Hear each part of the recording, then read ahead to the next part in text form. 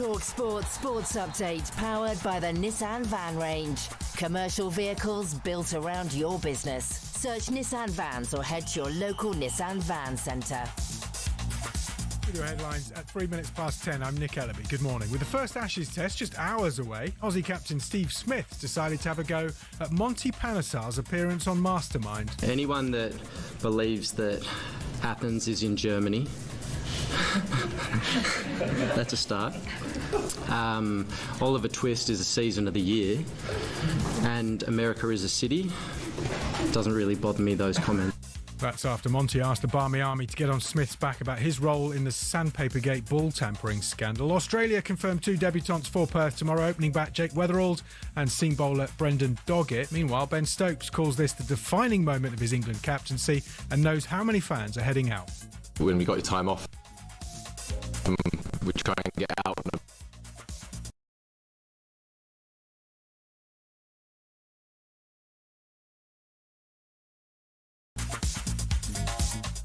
Sorry, Ben's having a few problems there. We'll try and get him back for the next bulletin. talkSPORT's Gabiag Bonlahor says if he were Harvey Barnes, he'd switch allegiances to Scotland.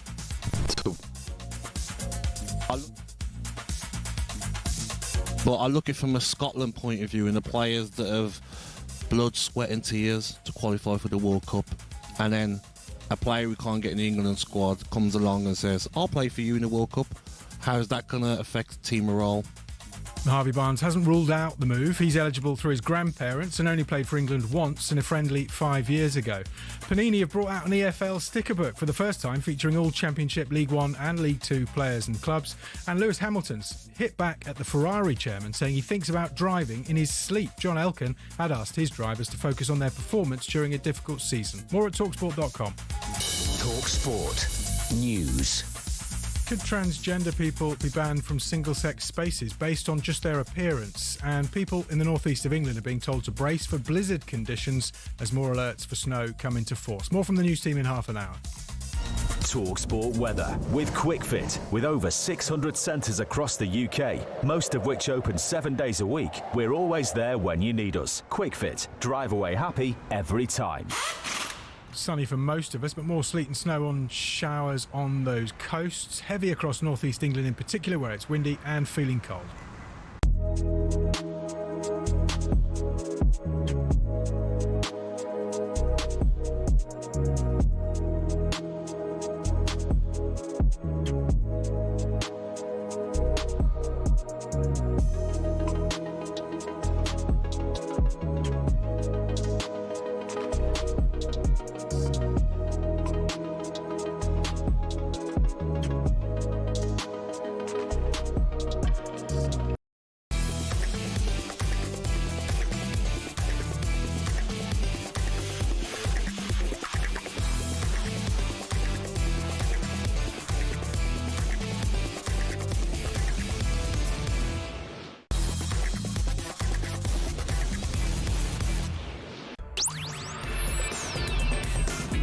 Good morning, everybody. You're listening to Jim White and Simon Jordan. We're live in talkSPORT, so we arrive on the eve of the Ashes.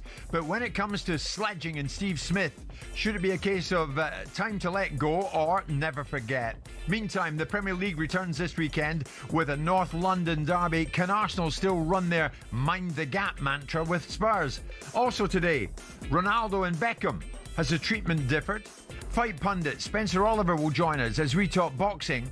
Is Conor Benn really now the biggest draw in British boxing? And for midday, stand by Wales, Republic of Ireland and Northern Ireland as your World Cup route comes to fruition. It's Jim White and Simon Jordan, and we are live on talkSPORT. 100% engagement. Jim White and Simon Jordan on talkSPORT.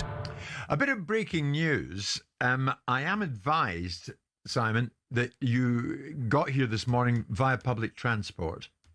I did, and I have been all week. You took... Why? It's my new thing.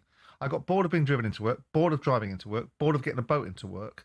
So now I'm walking my kid to school, walking to my kid to school, then to the train station, and then from Waterloo to here I walk. You walk from Waterloo to here? 10,000 steps every morning before 10 o'clock. 10,000 steps? Don't give me that. I'm telling you, it's 4,500 steps from Waterloo. Let me see it.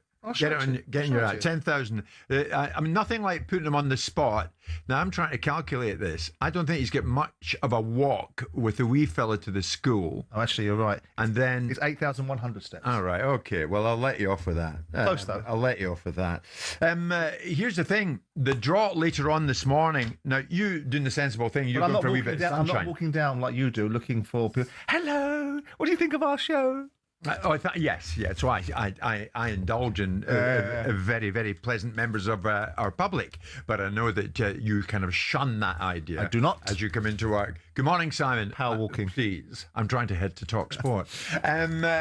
You're doing the sensible thing by getting a bit of sunshine. Indeed. So you're heading on just a little bit early today. Kevin Hatchard, European football expert, and myself will take us through the playoff draw for the World Cup finals. I have to say, now I know what it's like to be an England fan.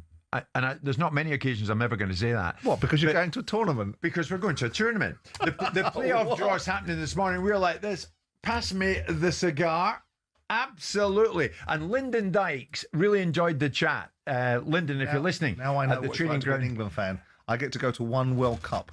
No. In a quarter of a century, and now you know what it's like to be an England fan. I was indeed at Mexico 86. I was at France 98. You'll rid yourself of that feeling after 3 games because you'll be back on a plane. Oh, lovely. How lovely. So Lyndon Dyke, I really enjoyed Jeff Stelling and Gabby coming live from the Birmingham City training ground this morning. Lyndon Dyke's one of the guests, a whole bunch of people. A very, very good show, Mr. Stelling and Mr. Agbonlahor, if you are still listening. And we'll talk boxing between 11 and midday today with Spencer.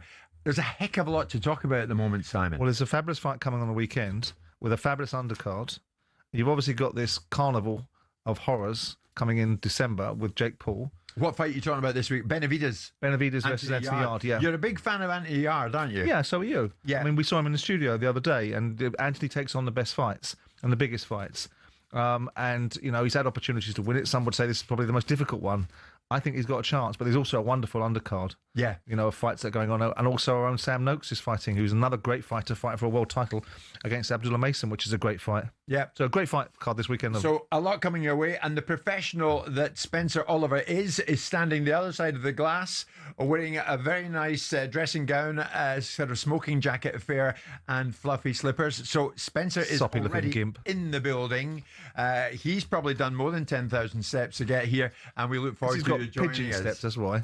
Here's the thing, Simon. The Ashes, as if all that wasn't enough. Cricket fans out there, and there are many of you, the Ashes gets underway on this very day. Ben Stokes aiming to become only the 6th captain to win in Australia since the Second World War. Ben Stokes and Steve Smith have been addressing the media this morning, Simon. It's interesting what they've had to say. In actual fact, when it comes to creating history, then Stokes knows what England and he have to do. Coming to Australia, playing against Australia, and they're a seriously good team. And, everyone's, including myself, including the team, and all you guys know that the record of England, over the history of Ashes series in Australia isn't the best. But, we've got an opportunity here over the next 2.5 months to sort of, write our own history. We've obviously come here with the goal, and that goal is to get on that plane mid-January, returning to England, being Ashes winners. But we know it's going to be very, very tough. It's going to be hard because, beating Australia in Australia is not an easy thing. Mike Atherton in the Times. A lot of people, incidentally, Simon, will think because of Bazball, Ben Stokes' legacy has already been defined. Atherton in the Times, the only defining moment for you, if you're an England captain, is to win the Ashes. Says Atherton, England captains are judged by the Ashes. That's how it's always been. As long as this contest remains, that's how it will always be. So Atherton says, no, take it from me. It's he knows. Ashes and only the Ashes. He knows. Yeah. I don't think did he ever win an Ashes series, Atherton, as captain? Only 2 of his predecessors, Ray Illingworth and Douglas Jardine, have regained rather than retained the Ashes on Australian soil. Yeah. So, I mean, if Stokes and England were to pull this off, it would be seismic, absolutely seismic. Yeah, I mean, the odds are against it. Well, I think they've got a very good chance. I think they've got a lot of things in their favour with the fact that the Australians have got players that are injured. They've got a pace attack that can burn pace in terms of Mark Ward and Jofra Archer. And, you know, Stokes himself is no mean achiever. Yeah. So I think there's a lot there that England should be confident about. This is not the dressing room when Kevin Peterson and Graham Swan were having their moments 5, 6, 7 years ago. You know, at times when we looked quite weak. This is a much more stronger, robust environment. They've got batters that can really take the game to the bowlers. I fancy England. I wouldn't be surprised if they beat the Australians and put it to them, because I think they're in good nick. They're you always get predictions wrong. I don't, actually. I get some predictions wrong, and I get some predictions right. All but right. That's, if you say enough times, you'll get eventually some right, won't you? I fancy us. I think the Australians, a lot of the time, are all noise, and they don't like it put amongst them. You know, and some of these players are out there, like Steve Smith, that collapsed into a heap of tears when they got caught doing things that they didn't like, showed their substance. Yeah. We can beat this team. They can beat them. Yeah. Of course, we all remember what happened in South Africa when the Aussies played there in March 2018. The Australian cricket team were exposed for rubbing the ball with a piece of sandpaper. Do you remember that, Simon? Ball tampering. Yeah. The 3 players involved were Captain Steve Smith, Vice-Captain David Warner and bowler Cameron Bancroft. Monty Panesar this week has called on the English media and the players to lean into Steve Smith's previous involvement in that ball tampering scandal. I like that, Monty, and we're with you. Remind Smith of what went on all these years ago, and why not? But then Steve Smith this morning was asked about those comments from Panesar. I'm going to go off topic for a second here. Who of you in the room have seen Mastermind and Monty Panesar on that? Any of you? Yeah. Well, those of you who have, you'll understand where I'm coming from, and those of you who haven't, do yourself a favour, because it's pretty comical.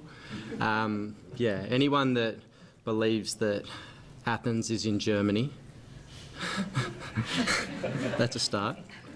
Oliver Twist is a season of the year, and America is a city.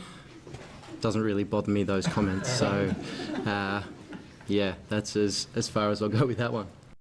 Some sort of... I bothered you enough to do a bit of research on Monty Panesar being on Mastermind. Yeah. This is the same snivelling weakling that broke down in tears when they got caught, found out doing the things that they did. Well, exactly. Rather than having the gumption.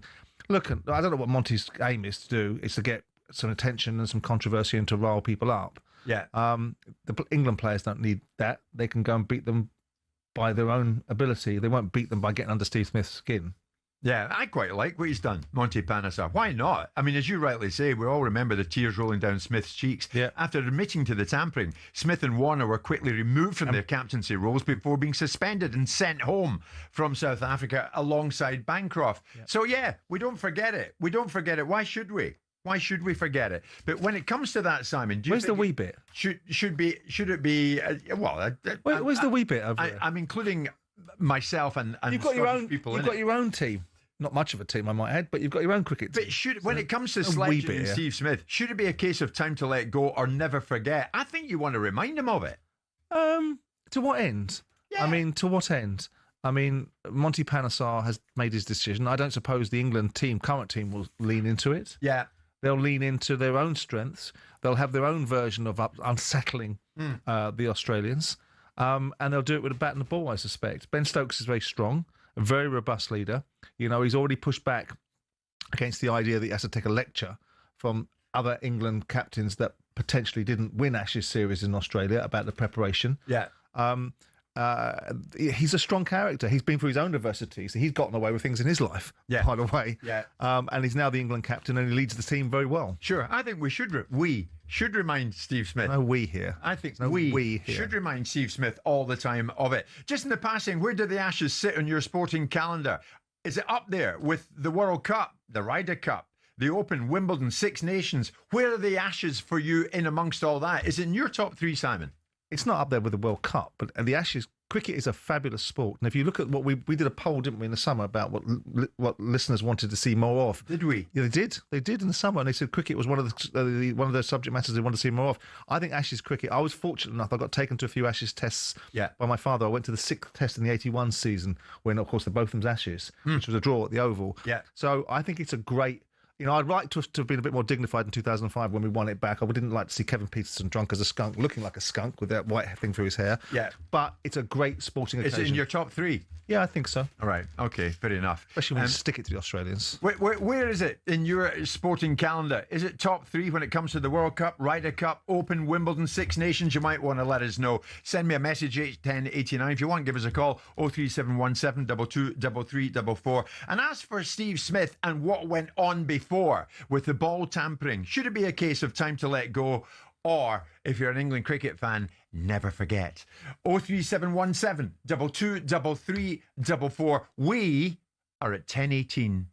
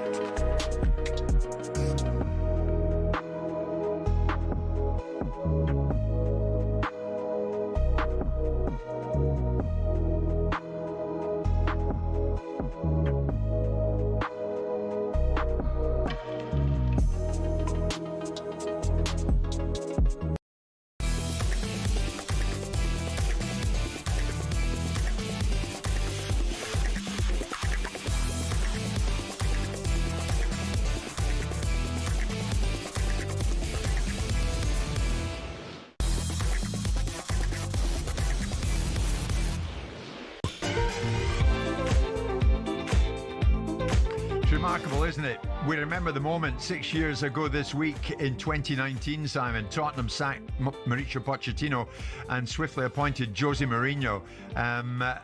Then 1 week later, across London, Arsenal sacked Unai Emery, paving the way for the appointment of Mikel Arteta. I'm going to get to that, actually, because what both Mourinho and Arteta said at the time, we will reflect upon very shortly. We'll get to that. Where are the Ashes in your sporting calendar? Are they in your 1, 2, 3? Are they in your first half dozen when it comes to a World Cup, Ryder Cup, the Open, Wimbledon, the Six Nations rugby? Where do the Ashes feature? A lot of you are saying, yeah, it's right up there for me. And Simon, you meant what you said. It would be in your top 3. Yeah, if I was to look at my preferred sports as I sit now at this stage in my life, it would be boxing, football, cricket and tennis.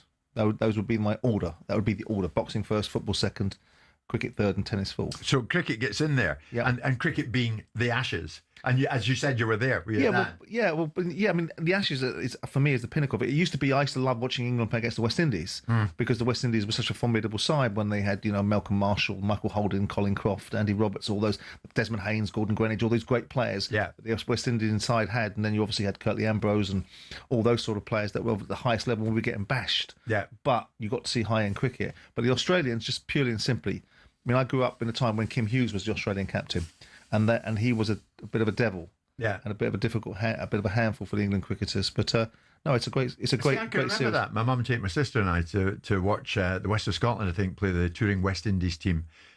Wes Hall, Charlie Griffiths. You see, I remember these people. When's that then? I remember that, people. I was very small, so it was a long time ago. Nick and Bolton, the Ashes, Jim, the pinnacle sport. 5 tests over 5 days. Sure, it's peak sport. That's because and because of that, he says, I'm heading out to Melbourne and Sydney for the tests out there. Once I get there, I hope the series is still alive when I land. Many of you saying, no, it's not for me. There's one, no name in it. I wouldn't watch the Ashes or cricket if it was going on in my back garden. It's a boring sport that's watched by boring people. That explains precisely why Simon's interested in it. You see, that was nasty, and no need to say that. Maybe I shouldn't have read that out, but hey ho, I did. A lot of you are saying, yeah, the Ashes is up there for me, and I really, really enjoy it. There's Tom saying, Simon, seriously, and you do know your cricket, and you certainly know your boxing, but you know your cricket. Realistically, what chance do you honestly believe England have of winning this series? Well, it depends. I mean, ultimately, if their opening batsmen do well, and the quickies do what they should do, because you look at the first pitch they're playing on, which is a pitch designed for quick bowlers, which is slightly backfired against the Australians because they've got injuries. I mean, it depends how fit people like Jofra Archer and Mark Wood are, how effective they are. But psychologically, in the past, I think we've been weaker than this group of players are, weaker than perhaps this captain is. Yeah. And so I think there's no psychological baggage for England to carry into this series. Yeah. There's no psychological baggage, full stop. And I think they'll put it on the Australians' toes. And if the Australians are going to win this series, they're going to have to win it by really putting their foot on England's throat. And I'm not sure this Australian side are as good as people think they are. A lot of people, Simon, are reacting to Monty Panesar having a swipe at Steve Smith and others for the ball tampering scandal, which was indeed a scandal and hugely embarrassed the Australians at the time. There's Scott. Morning, Jim. It's very straightforward. What's worse? A professional sports person getting a few questions wrong in a quiz, i.e. as Monty did in Mastermind, or one blatantly cheating when leading his country. So he's having a swipe back at Steve Smith. I like that. Where do the Ashes then rate in your 1, 2, 3, 4, 5, 6 top sporting events? Bob is a big England fan and no doubt a big cricket fan. Bob, good morning. The Ashes, what do you think? Good morning, Jim, Simon. Great show as ever. Thank you. Bob's Ashes Scottish. are up there. The Ashes are up there, and my son plays cricket. Right. And we love it, and we're going to be watching this. I think we've got a great chance here of turning Australia over. And, you know, the whole Monty Panesar thing, give Australia with both barrels, because could you just imagine, Jim, what it would have been like had it been another team that Australia were facing and somebody had been cheating, blatant cheating and that. Give them it with both barrels. Show no mercy. Yeah. No mercy at all to Steve Smith. He deserves everything that comes his way. He shouldn't even be on that pitch for the disgraceful sandpaper nonsense that he produced, you know. don't hold back. I like that, Bob. Obviously, you know your cricket and you're passionate about it. So when it comes to Smith and the ball tampering, time to let go or never forget? Never forget, Jim. Never forget what they done. Never forget what they'd schemed and planned. Give them it for the crowd. Give them it for the stands with both barrels. With as much vitriol as you can. They deserve it, and never forget it. Bob, before you leave us, as a fellow Scot, tell Lord Jordan why you're into cricket and why you're so knowledgeable about cricket. Why it's we and not them. I love the sport. Listen, Jim, I've said it before in your show. I love England. I love England football, England rugby. Support every sport that we participate in. We're a great nation and a great country, and cricket is just Test match cricket is just the pinnacle of it all. I'm not into the 100. I'm not into sort of 1 days. I love 5-day Test matches. It's just supreme elite sport. Bob, brilliant. Great to have you on. Thank you so much. Here's Gordon, another cricket fan, I would presume. Gordon, what do you think? The Ashes, where do they rate for you? Yeah, they're up there because I've sort of played amateur cricket since I was 14, so I sort of grew up with it. Yeah, and what do you think about this time around? I mean, do you think that the English media or the British UK media out there should not let Steve Smith and the rest of them forget what happened regarding that ball tampering scandal? No, I think Steve Smith got off lightly, to be honest with you. I think he should have been banned for life. Yeah. What banned for life? Yeah, from professional cricket. Fair enough. What about the series this time, Gordon? What chance do you give them of coming back, having won it? I think we're going to win the series 3-1. Okay, a lot of confidence flying about. Maybe Simon started something here. Gordon, thank you very much indeed. There's a lot of love out there for the Ashes, Simon, and for cricket at this level. But even more so, I mean, Test cricket has always been the pinnacle, and obviously the different formats have re-engaged people with the sport or introduced other people to it. But they've also, the other formats, have changed Test cricket. You know, long has gone the days where you watch Chris Tavery bat out a session scoring 7 runs. Yeah. You know, now these batsmen are front foot players that are attacking the ball. I mean, if you ask them, I asked Stuart Broad about Bazball. None of them really understand what Bazball is. They think it's a media creation. All it is attacking cricket. And so with that in mind, it's just a state of mind. And you look at something, I mean, he's looking, you know, Michael Vaughan thinks England will do. I was listening to him the other day talking about how England are going to do in this series, and he thinks England will draw the series. He thinks it will be 2-2. Because he can't see the Australians not winning a couple of tests, but he thinks it's going to be difficult for England to win 3. Yeah. They could possibly That's win. why I find cricket a bit baffling. Draw the series. Who's interested in drawing anything? Well, I mean, you can literally draw a series, can't Winning you? and losing, that's what it's about. Well, I guess it is in some respects, but cricket is a different game than lots of other games. Most games aren't played over 5 days, are they? And so there's a difficulty about getting an outcome to some extent. But Test cricket has changed. The point I was going to make is Test cricket now rarely actually does get to 5 days because of the nature of the way that the batsmen bat and the bowlers bowl. Yeah. It's all changed. It made it more entertaining. And that's why we love it. You don't even know cricket. Thanks so much. Just a reminder, for all your Ashes content, subscribe to the talkSPORT Cricket YouTube channel and the following on podcast feed. Tossing the caber. I know what I'd like to toss.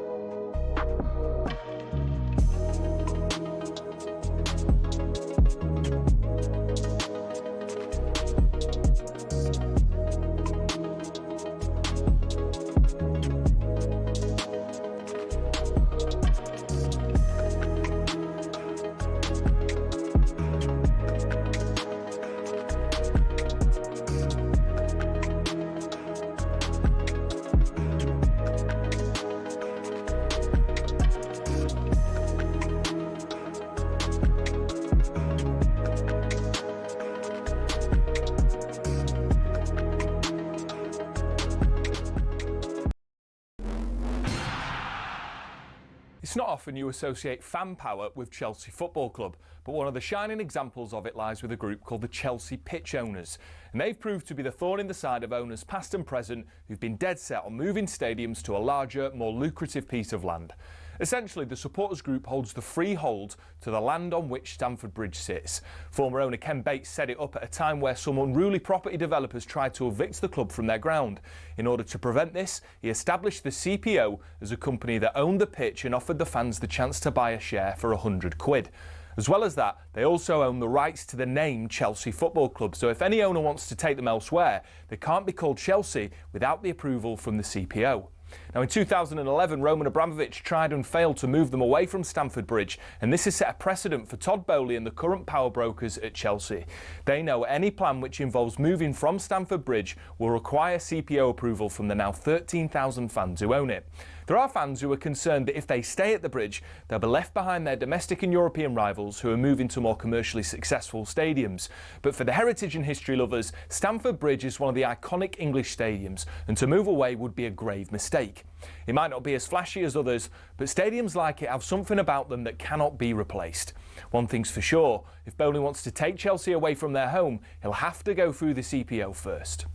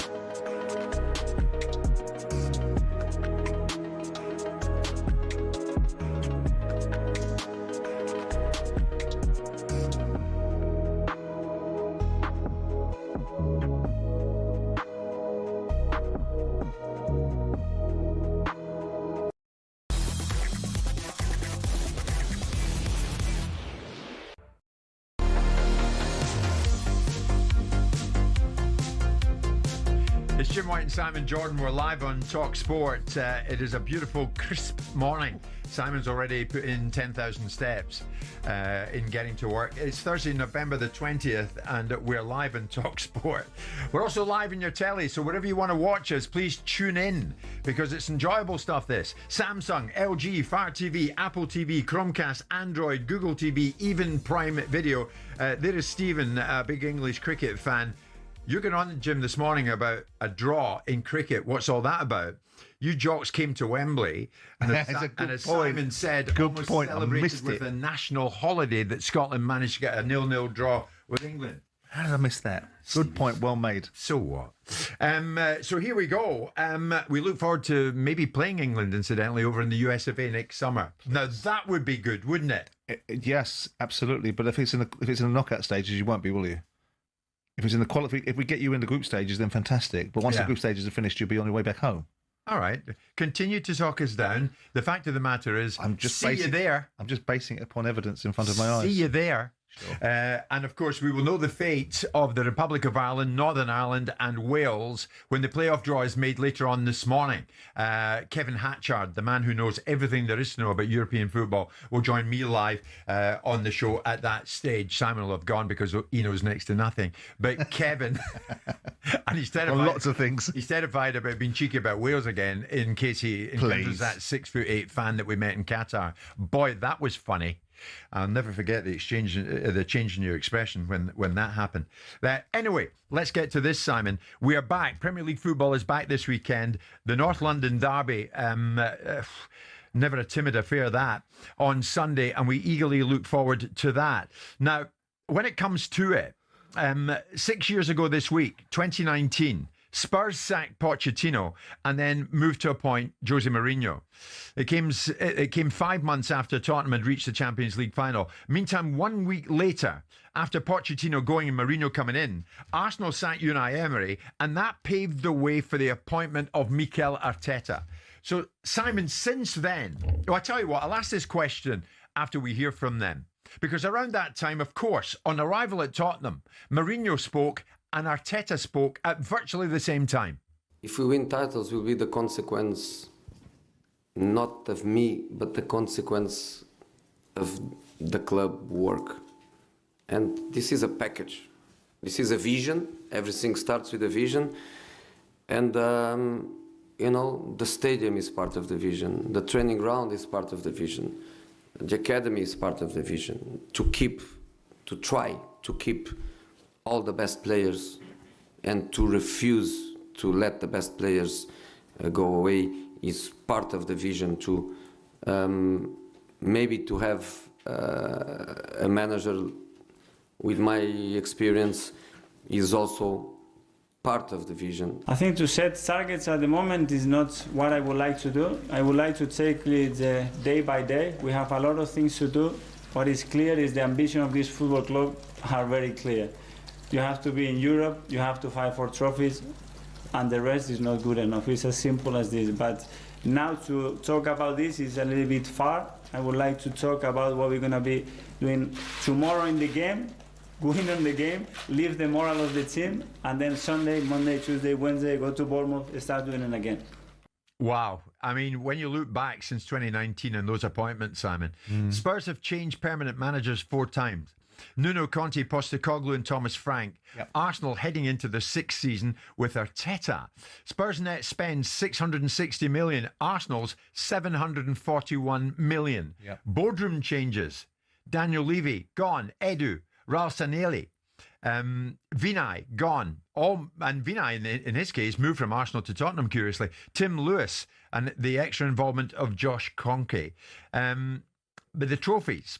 Spurs won a Europa League. Arsenal won the FA Cup. Yep. So I'll put it to you, which club has made the greatest strides in the last half a decade? And who can point to more success? Well, Arsenal are the better side right now, aren't they? Because they're challenging. And like he said, I mean, in that opening press conference, he didn't talk about actually winning anything, did he? He talked about Arsenal need to be in Europe and competing for trophies. Didn't actually tell you about winning them, did he? Because it's fortunate because they haven't as yet. Arsenal are a better side. There is more about Arsenal that lends itself towards believing that they'll achieve greater outcomes than Tottenham currently. And that's been that way for a long time between these two rivals. Obviously, Arteta came in on the back of a failed situation with Unai Emery for a variety of reasons. He really wasn't given much of a chance and parodied and ridiculed because his pronunciation wasn't where the media thought it should be, or sections of the media thought it should be. Yeah. And then you've got the period of time where Arsene Wenger was eroded by his own fan base. After being a revelation for the football club for 20 years, they systematically ripped him to pieces, didn't they? And Arsenal drifted with both its ownership, its change of stadiums that was compromised the team to some extent because the stadium money stopped being spent on the team. You had change of leadership in the club with David Dein departing. You had change of leadership with Usmanov selling his shares to Kroenke in the end, and then Kroenke setting a whole different set of dynamics about Arsenal's preparedness to go after achieving things again rather than being satisfied with participating. Spurs are a mixed bag. Yeah. Spurs have built a brilliant stadium. They've got commercial revenues that most football clubs that haven't achieved anything like Spurs hadn't up until the Europa League would probably dream of. But they're still searching for that formula that gets them a dugout. They went for a different mentality. They went for Mourinho to see if they could get a model to go past what Pochettino had achieved. That got them to certain spaces. And then they went for Conte, again, another proven winner, and had their clashes of personalities. I think Conte was a disgrace at Tottenham in the way that he behaved towards the end, and people will give it as an excuse and say it was because of the meanness of Daniel Levy, but I think Conte was a self-centred disgrace. Actually, along the way, Simon, did you ever get the truth as to why Daniel and Tottenham parted company with Mourinho days before Tottenham played in a League Cup final? I got an understanding of the fact that the players didn't want to play for Mourinho. There was a significant lobby of players that pretty much marched up to the owner's door or the chairman's door and to tell they didn't want to play for Mourinho. Now, how much of that is misrepresentation or misclassification or slight exaggeration, I don't really know. But to take him out on the eve of a final was something that you wouldn't have expected. Yeah. But Mourinho will invoke reactions in people. You know, with Mourinho, he invokes reaction in you, doesn't he? He invokes reaction in people, both good and bad. And in that instance, it was to his detriment. Yeah. I mean, Tottenham have done lots of good things, and you've got to admire lots of the commercial platform that's been built. But they haven't done as well as Arsenal. Well, Arsenal haven't won anything. It's no good being a bridesmaid. It doesn't matter who's second. They've not won anything. No, but the launch pad was there for Spurs. They just lost a Champions League final. They were going well. Arsenal were struggling when they brought in Arteta. Well, they're not struggling now. Well, they're not, but they're struggling to win anything because they haven't won anything. They're a lot closer, though. They finished eighth that season. But closest, 8th, 2nd. The only thing different between 8th and 2nd is you're not qualifying for Europe. But 2nd is nowhere. If Arsenal finish 2nd for the next 10 years, who's going to remember that? I mean, they might remember it because it'll be a significant achievement. But if they don't win something, the argument will abound. Well, answer me this then as we finish this. In terms of future trajectories, which club has more opportunity for growth? Which growth in what respect? On the football field or economically? What are we talking about? Both. In every aspect that equals success. I would suspect the orthodoxy would suggest Arsenal. I mean, their achievements are greater than Spurs anyway. They've been more influential in the Premier League certainly than Spurs, albeit that Spurs and Arsenal were at the table as the original instigators of the Premier League. Yeah. And we've not seen what's going to happen post Daniel Levy. We've seen. Let's not lose sight of the fact that Arsenal were asleep at the wheel for a number of years and really treading water. And there was a part of me that there was an observation I made, I think, in 2019 about the Arsenal were an arm's length subsidiary of American businesses that Stan Kroenke owned. Yeah. And so now, post the Usmanov departure, the surprising determination to sell his shares, for whatever reason, whether there's a bigger picture that we didn't yet know, but the moment Kroenke got hold of the shares, all of a sudden there became a propensity to spend money, and they spent money like they'd never spent before. And this manager has been backed more than any other Arsenal manager in history, I suspect. Yeah. So it's upon him to win something. So if we're looking at the direction of travel, I would suggest it's more likely Arsenal are going to be successful in all aspects than Spurs. But that doesn't take into consideration what they may well now do at Tottenham, which is change the way that they think, change the post-Daniel Levy era, and there might be a whole different set of positions, because Daniel was very positioned with anchoring, very positioned against potentially nation states being involved in football and competing down that economic rabbit hole. Sure. The new ownership, the new model that Spurs have might just go after it. Okay. So it may not be Arsenal. 4:30 on Sunday, Arsenal-Spurs, who wins it? At Arsenal? Yeah. I would suspect Arsenal, wouldn't you? Yeah, I would go with that. We're coming up to 10 to 11. A lot to get through. Remember, we're talking boxing earlier than usual from 11 till noon today.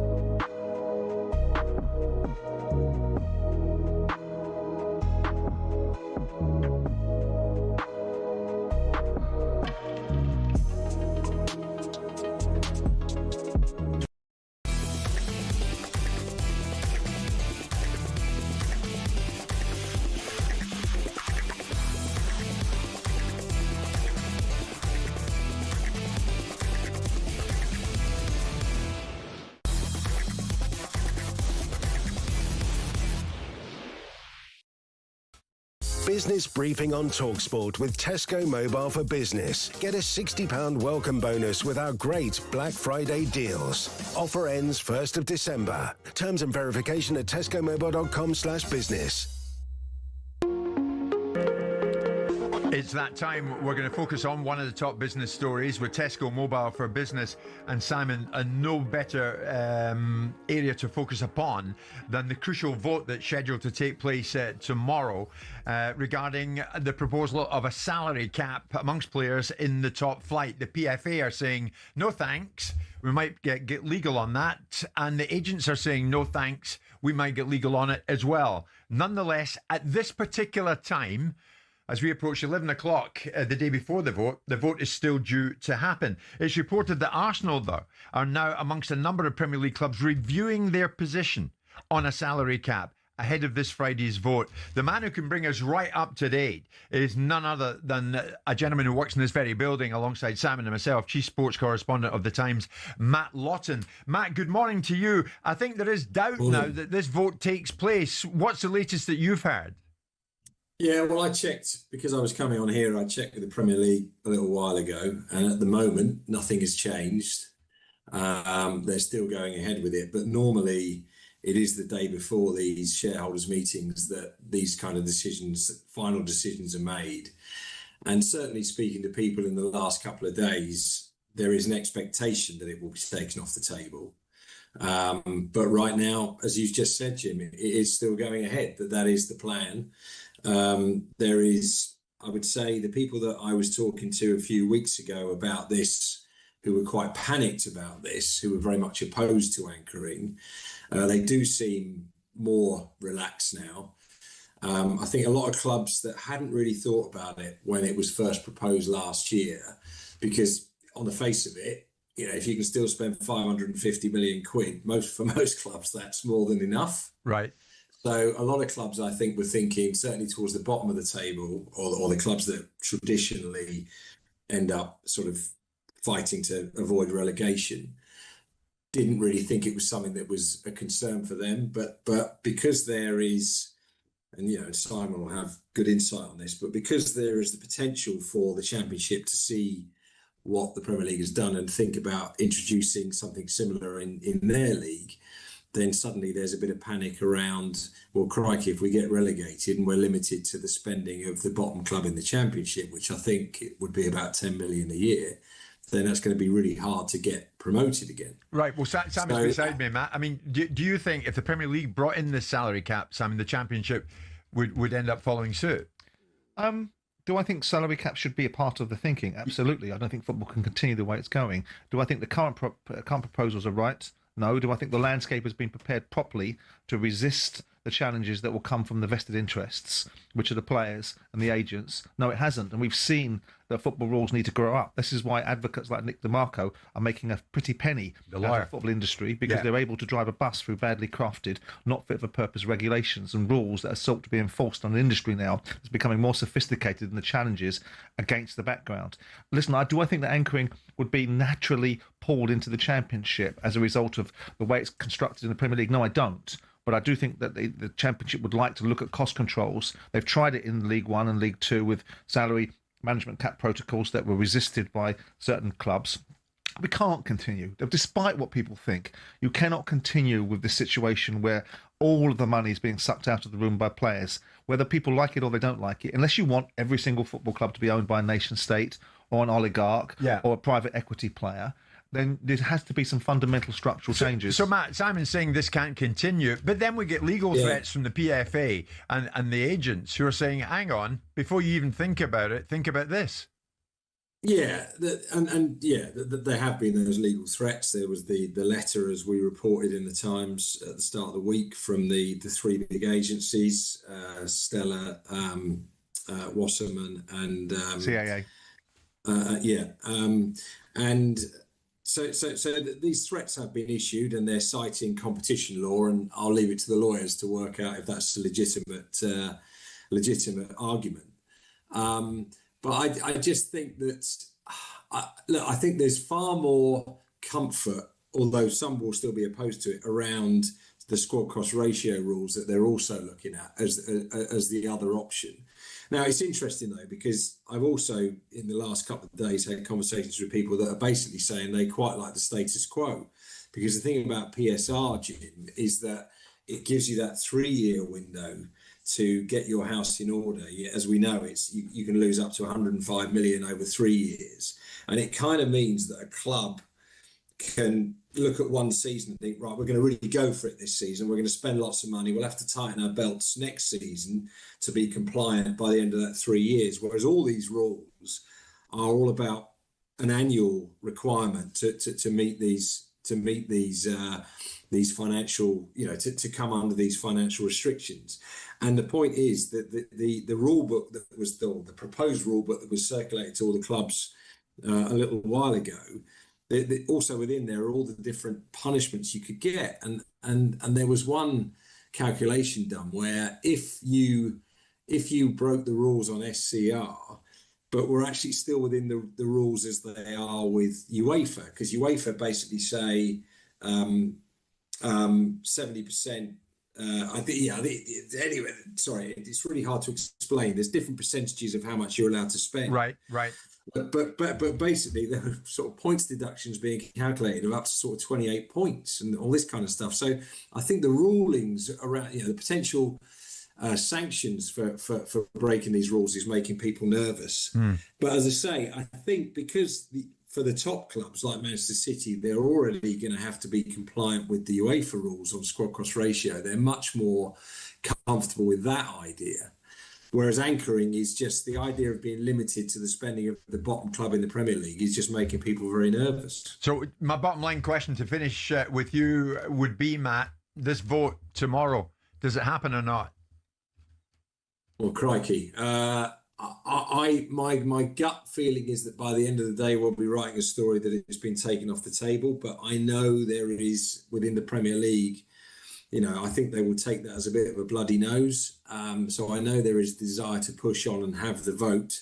I think it will be voted first on if it does happen tomorrow. And I do think it will be defeated. I think there are other clubs now, like at the start of the week, we thought Arsenal were one of 7 or 8 clubs that's against it. And obviously there needs to be 7 to defeat it. Yeah. But I think over half the clubs now are twitchy about anchoring. So if it does happen, I think it gets defeated. But then we've got this vote on SCR, and I think that could be really interesting. Okay, Matt, when something like this comes along, and if a vote like this is taken off the table, you'll be the first to know. So shoot me a message, would you? Thanks very much indeed, Chief Sports Correspondent for the Times, Matt Lawton. Simon, do you think 5 years from now we'll still be talking about PSR? Yes. I think we'll be more sophisticated in our ability to be able to control the industry. Ironically, the independent regulator can be a useful idiot in this, because I think there's an element of the independent regulator, despite saying he's not going to be a political tool, can get legislation passed that will head off football agents, that will head off the PFA, the unions, by introducing legislation that enables the industry to start to govern itself on a basis of controlling costs. You've done it in the banking community. You can do it in football as a public domain business. And that's the way you'll defeat the nonsense of the PFA and their position, and the nonsense of the agents and the feathering of their nest. Because everybody knows, footballers are taking 85-90% of the money out of the room. There's nothing wrong with wanting to control some costs about the sustainability of the game, so they've actually got football clubs they can play at. Right. Good point. We're going to talk boxing at 11. In the meantime, that was one of the top business stories with Tesco Mobile for Business. Business briefing on talkSPORT with Tesco Mobile for Business. Get a £60 welcome bonus with our great Black Friday deals. Offer ends 1st of December. Terms and verification at tescomobile.com/business.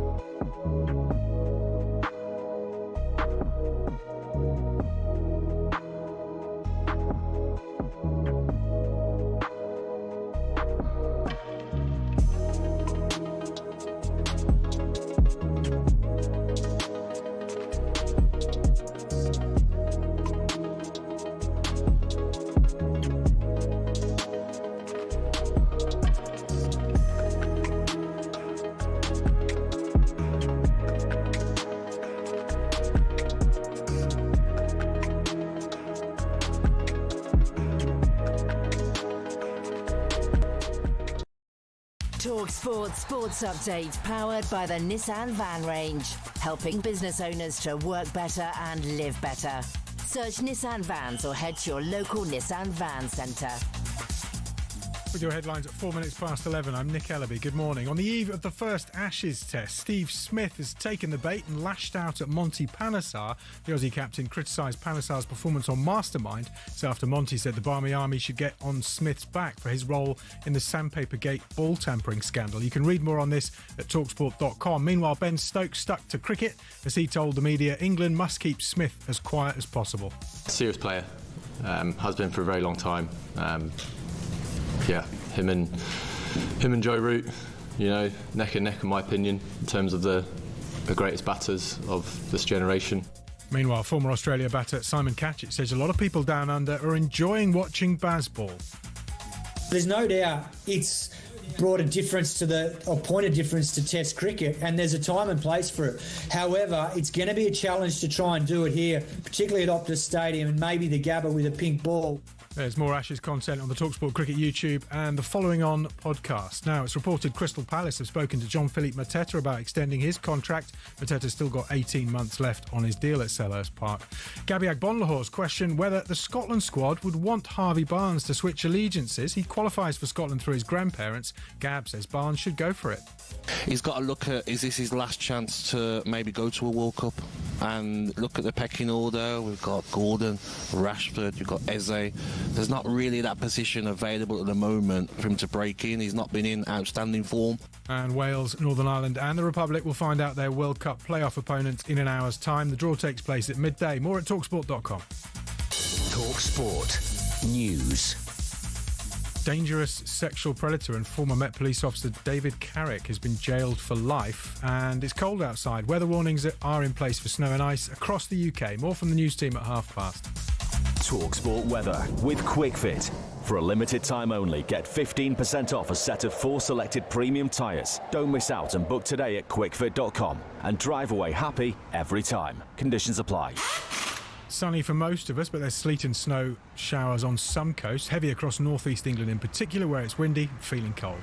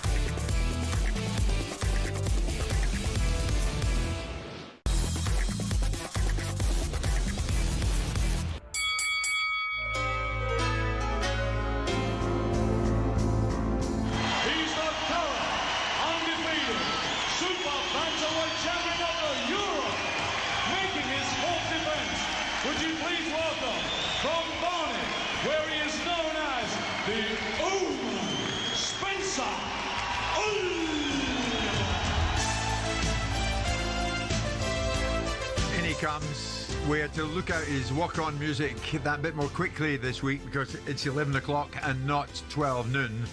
Spencer Oliver is in our midst. I don't know if you're watching as well as listening to the show. If you're watching the show on Samsung, Fire TV, Apple TV, Android, even Prime Video, you probably saw Spencer in shot there saying that he couldn't hear anything through his earpieces, and producer Luke had to come through and plug him in.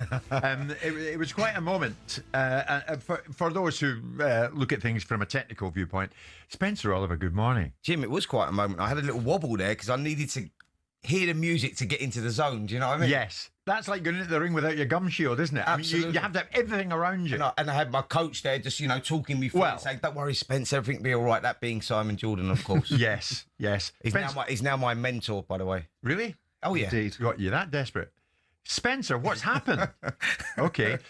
Spencer is with us this early because Kevin Hatchard, European football expert, will join me an hour from now, as we look at the playoff draw for the World Cup final. Scotland, of course, are there. So are, England. And it will be Wales, Republic of Ireland and Northern Ireland. We'll find out who they face in the playoffs. That's why we're going early with boxing. But the boxing hour is proving to be so popular. And I mean that Spencer is with us, because, Spencer, there is so much to talk through. Where are you at with Chris Eubank Jr. in light of the fact that he lost in the Tottenham Hotspur Stadium to Conor Benn? Meanwhile, Conor Benn becomes one of the most wanted men in boxing. Yeah, I mean, look, from the Chris Eubank Jr. point of view, I'm looking at it going, look, we saw that he made weight and made it quite comfortably. And when I was looking at it, I'm saying, right, Chris is on it now. He's on the ball. But perhaps that was because he didn't want to pick up another fine like he did last time. Perhaps the cracks were appearing in training because it became evident from the opening bell that the fight had clearly left Chris Eubank Jr. So, yeah, it was a sad end to a good career, you know. And, it was a dominant performance by Conor Benn. Yeah. One loss, though, Simon, followed by one win against Eubank Jr. Should it be elevating Conor Benn to a world title? No, I don't think so. I mean, in terms of commercial box office, possibly, because he brings, like Frank Smith said from Matchroom the other day, and Spencer reminded me of, and I think Frank is probably right, Conor, outside of Anthony Joshua, is probably one of the biggest names in world boxing, ironically, because of the escalation and the achievements of marketing this fight against Chris Eubank. But as far as Conor's concerned, going back to welterweight will be an irony, because he might find himself on the other argument, the other side of an argument about weight and being able to make it. And secondly, he has no merit in the conversation to be a welterweight contending for a world title. There are people that are way in front of him in terms of Jack Catterall and other people that should be getting world title shots a long time before Conor Benn. And quite frankly, with the exception of Mario Barris, who looks like he's going to fight someone else, I don't think Conor beats any of the other welterweight champions, whether it's Romero, whether it's Brian Norman, or whether it's Lewis Crocker. Well, we'll talk about Lewis Crocker in a moment, because he spoke to us some hours ago. But Simon, you would concede that Conor Benn has become one of the hottest properties. I just did. In boxing. I mean, one of the hottest properties. I just did. And ultimately that's because of the wonderful marketing and the nostalgia and the format creation that enabled it. All of it goes around all the noise. What we were listening to on Saturday night, some of the commentary was off the clock in terms of nonsense.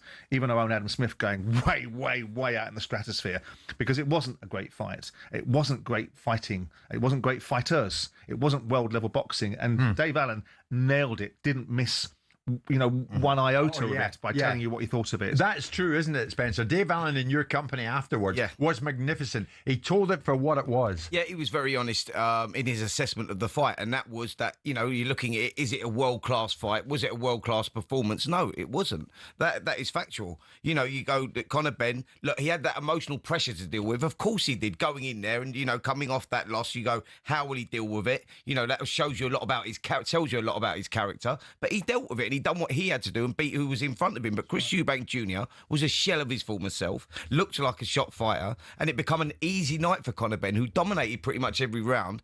And that 12th and final round, only pride kept Chris Eubank Jr. in there. Yeah. Well, Conor Benn, we know, has been calling out the likes of Mario Barrios, calling out the likes of Ryan Garcia. Now, that's not going to happen, because this morning it was announced that Ryan Garcia will fight Mario Barrios for the WBC welterweight title on February the 21st. So it narrows it down somewhat. And we know all about the IBF champ Lewis Crocker from Northern Ireland. Of course, he was in the studio sitting in the seat next to me just the other day.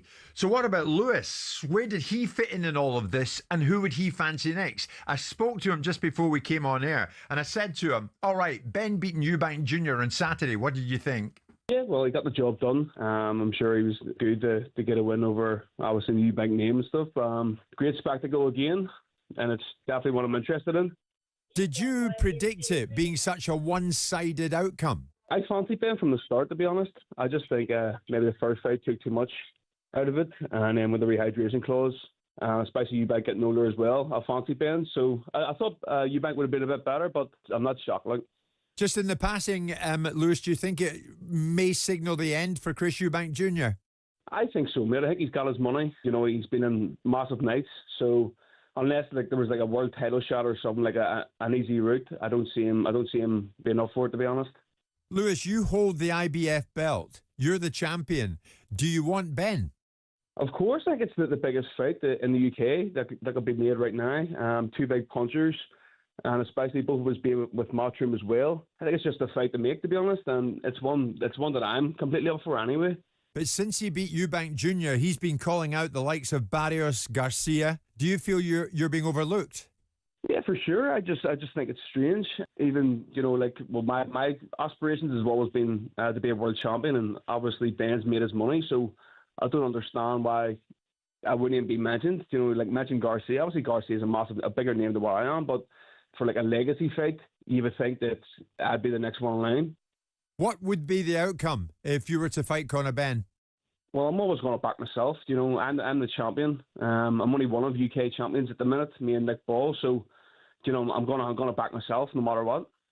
It'll be interesting to see where that goes, Lewis. What's your take on the fact that Anthony Joshua was going to fight Jake Paul? Were you surprised when you heard that news? I was surprised. It's going to be a destruction job, but you can't hate the man for getting the payday. So fair play to him. If you have a message then, Lewis, for Conor Benn, what is it? Let's get it done, big man. For the UK fans. Let's get it done, big man, says Lewis Crocker to Conor Benn. What do you think, Simon? Do you think this is feasible? Do you think this can come about? I always felt, first of all, I think Lewis Crocker is a legitimate world champion, so he doesn't need to tout himself in Conor Benn's direction, because Conor Benn should be touting himself towards Lewis Crocker. Because Lewis Crocker he says he's being overlooked. Well, okay, but I don't think by coming round and pitching yourself in the middle of it is the way to achieve it. How about a bit of arrogance? How about a bit of chutzpah and a bit of hubris about yourself? Because you're the IBF champion. I always felt that Conor had a chance of winning a belt at 147. I always felt that if he stayed at 147 and fought at 147, he'd win a world title there, potentially, given some of the competition that was there. Now he's gone up to fight at a middleweight. We know he's not a middleweight, but I do think he's a light middleweight at 154. I think he's better off at 154. The problem at 154, he's going to run into Boots Ennis and he's going to run into Virgil Ortiz Jr. So wherever he goes, Conor's got a challenge. Well, yeah, absolutely. Well, look, Team Conor Benn say that they can make 147 quite comfortably. They've been talking about that a lot. They said after this fight they were dropping back down to 147. Now, if Conor Benn is serious about winning a world title, surely this is his greatest opportunity and the easiest fight to make with Lewis Crocker, obviously with the connections with Eddie Hearn. So that would be your route. I know Conor Benn's been calling everyone else out. Like, who would to win that fight? Who would win that fight? It's a great fight. That's a good question. It is a great question. Who wins it? Depends on how Conor Benn is. Look, Lewis Crocker, I think, is proven. Conor Benn is sort of unproven. He's down at 147. How will he hold that strength? Ironically, now there's a 12-pound rehydration clause with the IBF. Yeah. So Conor Benn would have the issues that Chris Eubank has just been. You know that fence you're sitting on. Who'd win it? I would probably lean towards Lewis Crocker, yeah. Yeah, you too? I mean, Crocker was lucky in the first fight against Paddy Donovan. Right? He was lucky to get out from underneath there. Most people expected him to win that fight. Yeah. And Paddy Donovan bashed him up. Yeah. And the second fight, Lewis dug it out and won the fight. I think it would be a good fight. It's a great fight. I just think with Conor Benn coming down, because he's been at 160 now for not just a couple of months, he's been there now for a period of time. That was all muscle mass that he put on. He's got to lose all that as well. And that will take away the punch resistance. It'll take away the strength that he had at 160. But I agree with Simon. I think that his days will lie at the 154 division. Yeah. So 147, I think he would then be weight drained, and that's why I lean towards Lewis Crocker. Is there anybody out there that thinks Jake Paul could do anything against Anthony Joshua? We'll look at that next. I can hardly believe I'm actually saying it. In the meantime, I'm saying this. Jim White, Simon Jordan, Spencer Oliver, live on talkSPORT with Selco, where the trig goes.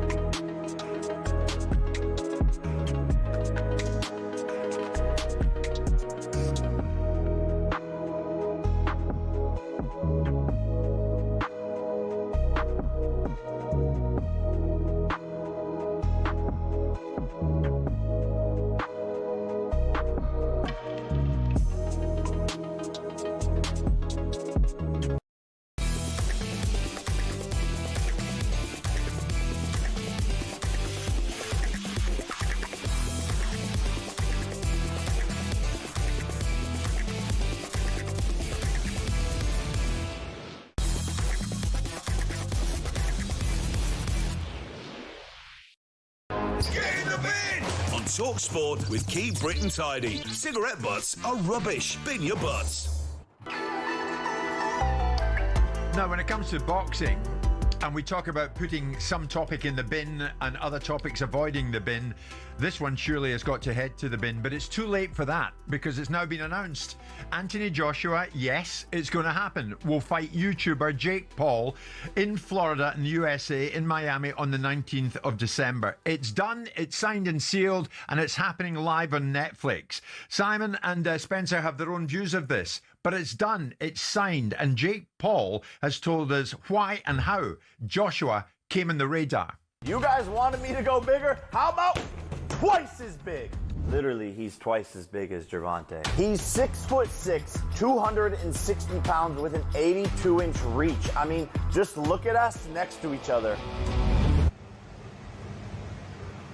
And yes, little Josh is signed to my enemy, Eddie Hearn. And I know Eddie and all of you naysayers were saying that I wouldn't take this fight. I'm not sure Jake Paul's that crazy. AJ's gonna knock him out. He's going to get hurt. This might be a step too far. Talk is cheap, my friends, but guess what? You're not alone. My friends and family couldn't even believe I was taking this fight. I'm fighting Anthony Joshua. No, look at my... Oh, no. Are you crazy? What the... Are you scared? No, I'm terrified. He's got the belts, the size, the history, but I have the balls. Be careful what you wish for. Jake versus Joshua, Judgment Day. He has a 90% knockout ratio, but I have a 100% chance of drinking this Celsius. Oh my God.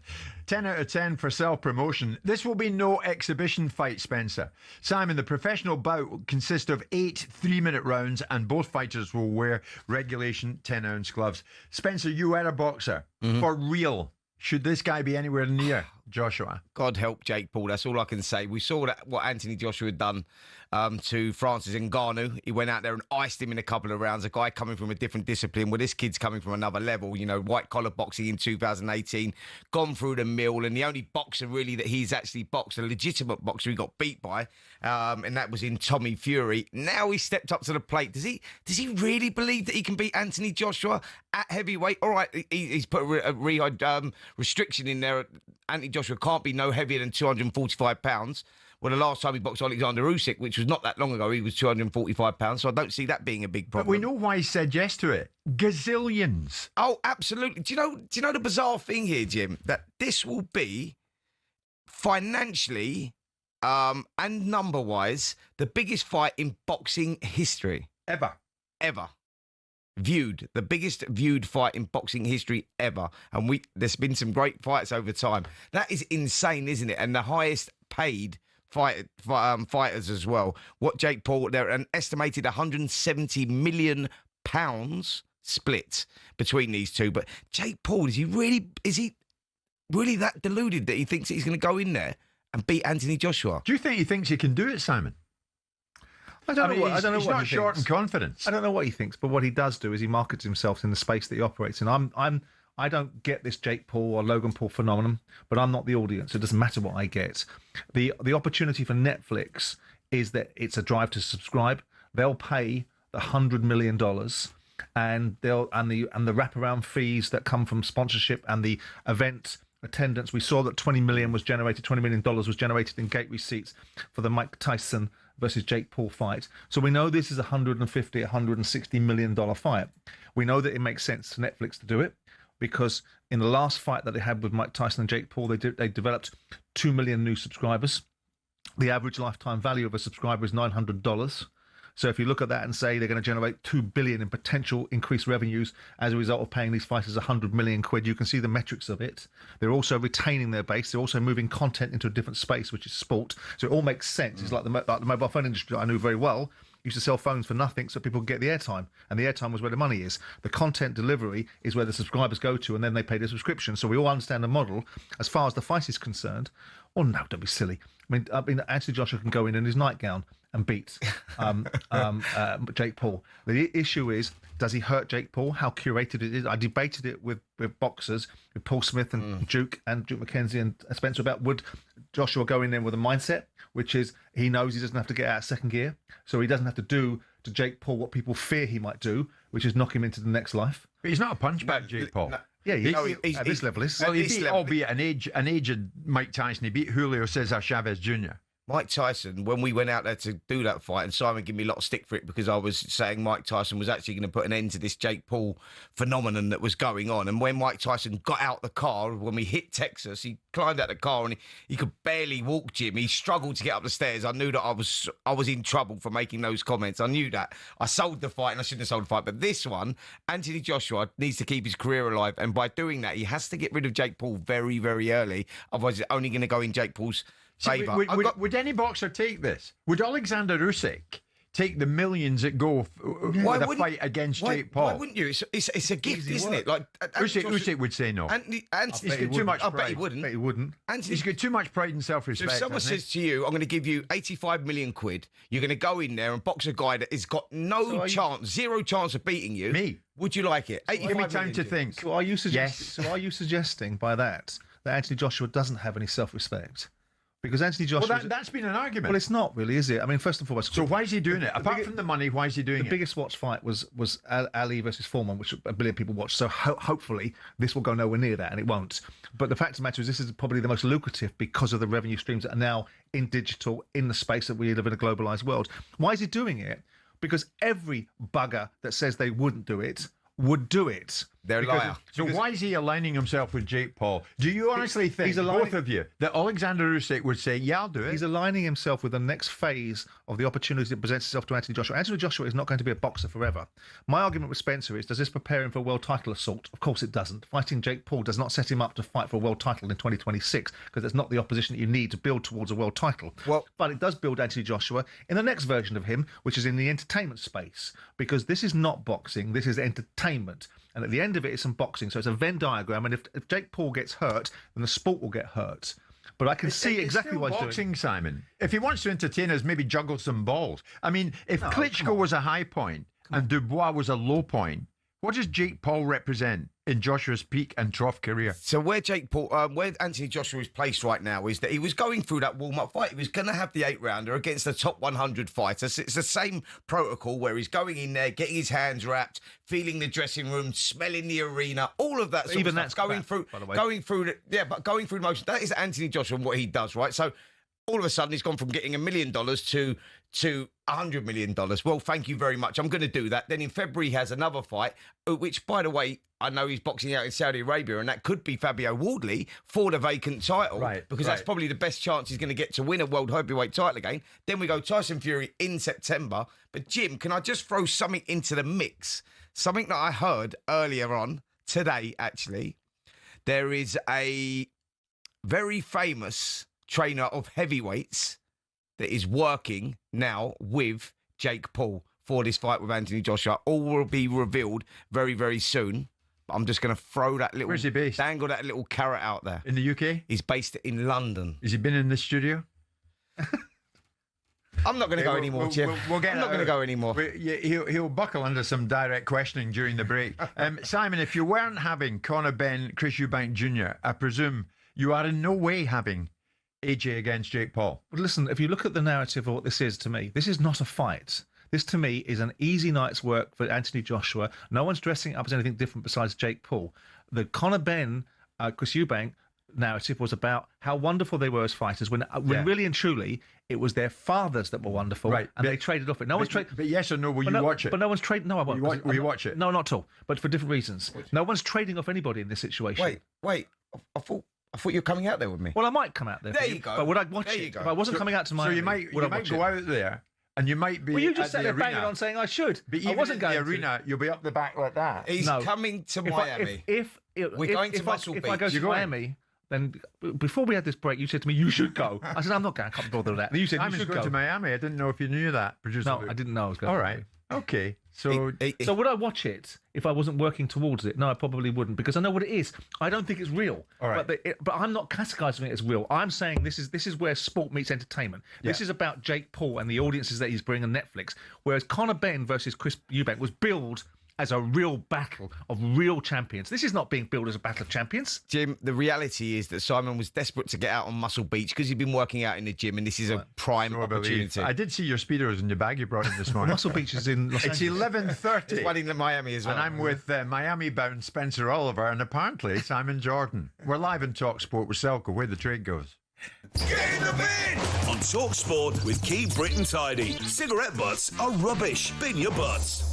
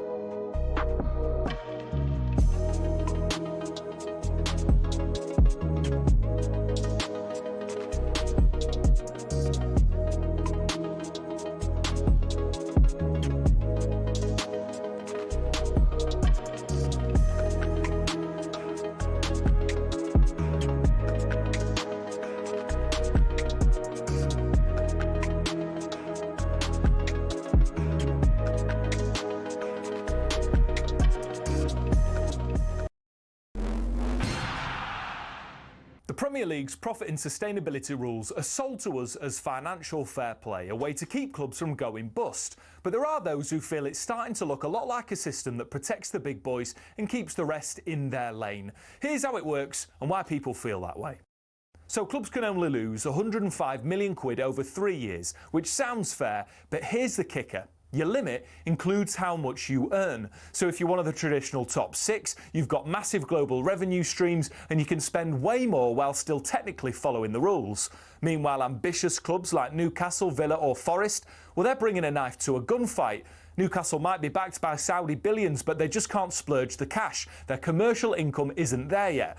Last season, they won their first domestic trophy since 1955 and qualified for the Champions League, which you'd think would be a great springboard for them to go on and start building a team to challenge at the very top. But because of PSR restraints, they couldn't break their wage structure for a new Alexander Isak contract, and look what happened there. So what's the solution? Well, either loosen the reins so ambitious clubs can spend within their means, or cap spending based on something other than revenue. Otherwise, we're just watching the same 6 teams swapping silverware most seasons, and that, folks, ain't what the Premier League was built on.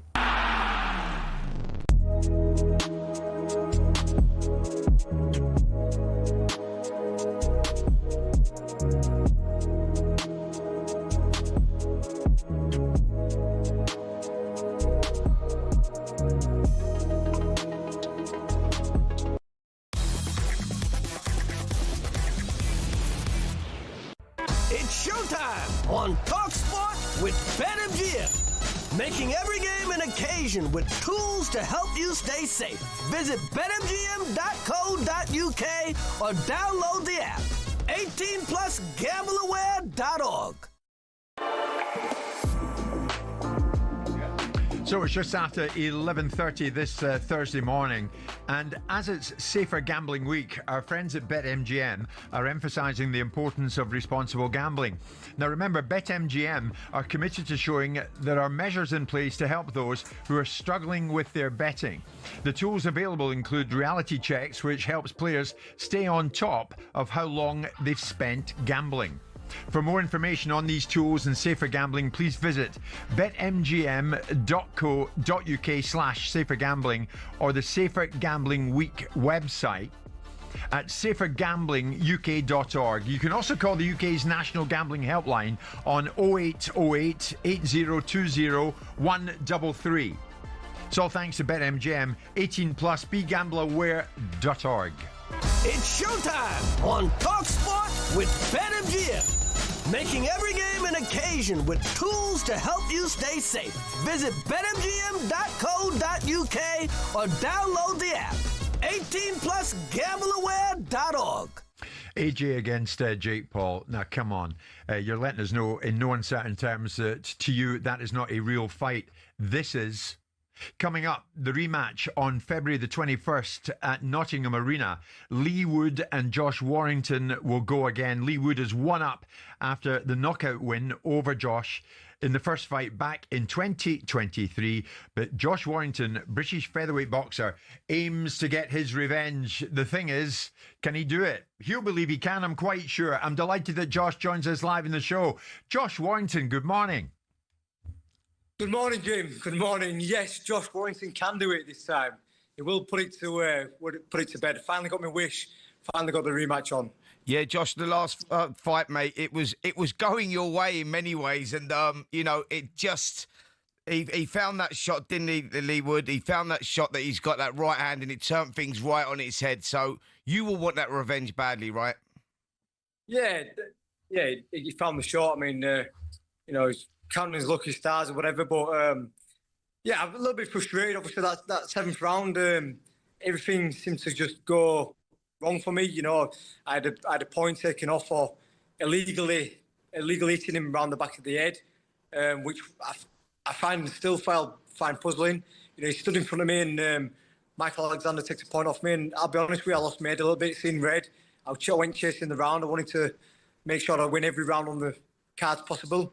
And in that bit of reckless moment, Lee found a good shot, timed it well, and then, landed 5 clean ones, and I went down. But I still feel, arguing at this moment in point, I should have been given the benefit of the doubt and being allowed to carry on. There's a lot on the line here for you, isn't there, going into this fight? Because, you lost 3 on the bounce with that one of those fights. You lost to Lopez, then you lost to Lee Wood, then Anthony Kakachi. You had a good win last time out against Sid Khan, but this really is the last roll of the dice at any sort of level, isn't it? Well, you say that, Spencer, but you know what boxing's like. I mean, look at some of the greats throughout the years who've retired, and we consider legends, or we consider greats of the sport. There's only a couple who've had the perfect record with the own the record, like Floyd Mayweather, Joe Calzaghe, Rocky Marciano, but a lot of greats have tasted L's throughout the year. And when you break some of them fights down, the Lopez fight, I lost on a majority decision. I thought I'd won that. To be honest with you, I did start slow, but I thought I brought it back on the scorecards. But the Wood fight again, I sound really bitter here, but I was winning on all judges' scorecards officially up until the stoppage, and then I had a bit of a shocking performance down in Wembley against Anthony Kakachi, but he certainly didn't do to me what he did to Lee Wood earlier this year. Josh, Lee Wood was sitting in front of me at Wardley Parker, and I was chatting to him. He's as committed to the fight game as you are. But as far as the rematch is concerned, why has it taken so long? I mean, the first fight was back in 2023. Jim, I wish I had the answer. I really do. I did everything in my power to make it happen. Obviously, with the rematch, the fight would have been bigger and there'd been more pound notes on the table. But for whatever reason, the powers that be, that's all I'll say, the powers that be didn't deem it as a big fight. And at one point, there were arguments about the TV networks didn't deem it as a big fight. And I couldn't understand because we held hands in the build-up for the first one. But after the way it finished the first time, I don't like him, he don't like me. It's going to add a bit of spice. It's only going to be bigger the second time round. But for whatever reason, it couldn't happen. The fans wanted it, the boxing public wanted it, but those in charge didn't. But hey, we'll forget about that now because it's here and it's on February 21st. Yeah. Down in Nottingham, we're there. You're there. As Spencer said, you're 35. If it didn't go your way, Josh, you don't think that would still mean the end for you? Listen, boxing's a different sport now. It's a pantomime. I've been thinking about calling out Ant and Deck in a tag team. Well, Ant, maybe not Deck. Yeah. Listen, do both of them. Let's you know, it's the pantomime these days, it's boxing. But yeah, and it's allowed, isn't it? So everyone keeps on going about, you know, I think I've heard of the last 5 years, this was could be your last fight if you don't get through the win. But I'm still here. And I'm still feeling as good as ever. So yeah, of course. Josh, I'm just focused on winning. And we'll go from there. Listen, there is always huge opportunity after a fighter does come to the end of his boxing career these days, in boxing, isn't there, with misfits and obviously with what's going on with Jake Paul and Anthony Joshua is insane. What do you think of that fight, by the way? I mean, Joshua is a charismatic character, isn't he? And he's a businessman away from boxing. If he's going to add a few pound notes and a few zeros to his bank balance by, you know, sparring with... you know, a YouTuber, then so be it. I mean, you know, this is the only sport that it can happen, isn't it? I mean, you couldn't get any other old Joe blogs going to Wimbledon and then having a tennis match against Rafael Nadal or, you know, Andy Murray and play for the Wimbledon title. It can only happen in boxing. Listen, if it brings other eyes to the table, you know, it brings the rights to the table. What I don't like to see is when the world governing bodies get involved and start making up phony titles for the sake of the event. Because you've got some fighters, and you know, Spencer, who'll give their life and death to win, like maybe an area title, a Northern, Midlands, Central area, Southern area title, and they might not achieve that accomplishment. But then you've got somebody who's got a few followers on YouTube and they're walking around and, you know, getting medals and one-off from like the WBC or WBA, that's when I get a bit upset. Josh, can you just quickly, mate, an exhibition. Just quickly, can you explain, like, this is not an exhibition, this is an 8 3-minute round legitimate boxing contest with 10-ounce gloves on. Can you explain just what sort of trouble Jake Paul is in if that is actually the rules? Because, as you know, as a fighter, current fighter as well, you know, there's levels to this game, and Jake Paul could have bitten off more than he can chew here. Well, he has, hasn't he? I mean, if AJ brings that devastation that it brought against a fellow combat sportsman in Ngannou, then it's going to be curtains, isn't it? Simple as that.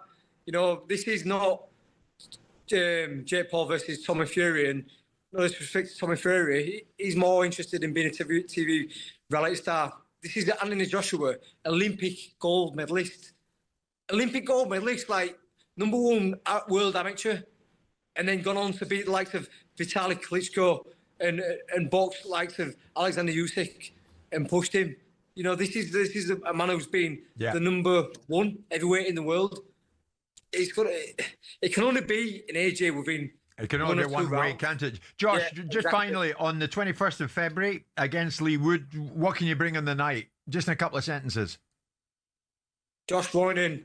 Rolling back the years, explosive. That'll do, Josh. Thank you so much. No doubt we'll hear from Lee Wood at some stage. There's a proper fight, Simon, isn't it?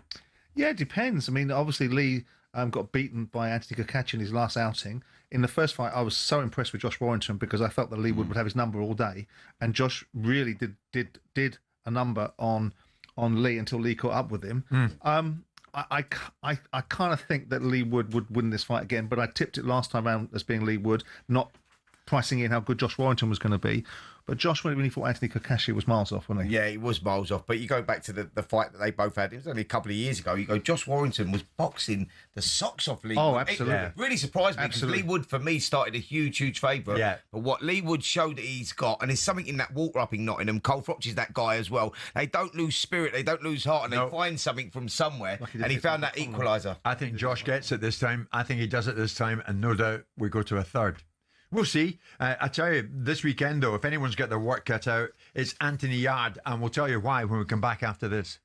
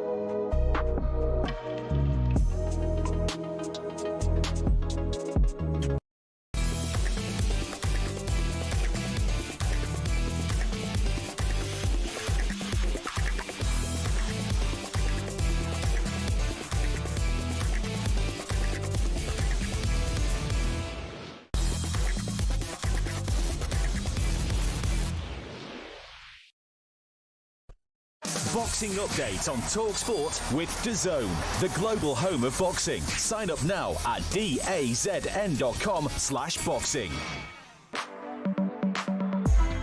The big fights keep coming. This Saturday, 4 world titles in 4 weight divisions. A night of champions. David Monster Benavidez takes on the Brit Anthony Yarde for the WBC World Light Heavyweight title, featuring Devin Haney and Bam Rodriguez. Watch live this Saturday only on DAZN.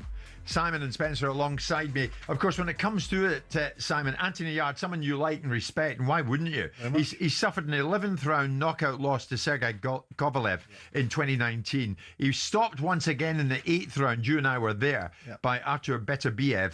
And now he's going in against this monster, literally Benavidez. He doesn't shirk a challenge, that's for sure. Well, these are the fights that he's offered, and these are the fights that he takes. I mean, some would say that the best opportunity was the Kovalev fight because it was an ageing Kovalev, but I would say it was very early in Anthony Yarde's development. I mean, he didn't have the experience. The big question is, and it's a question that gets raised often, is we know that Anthony Yarde can fight the first 6 rounds of a fight very well.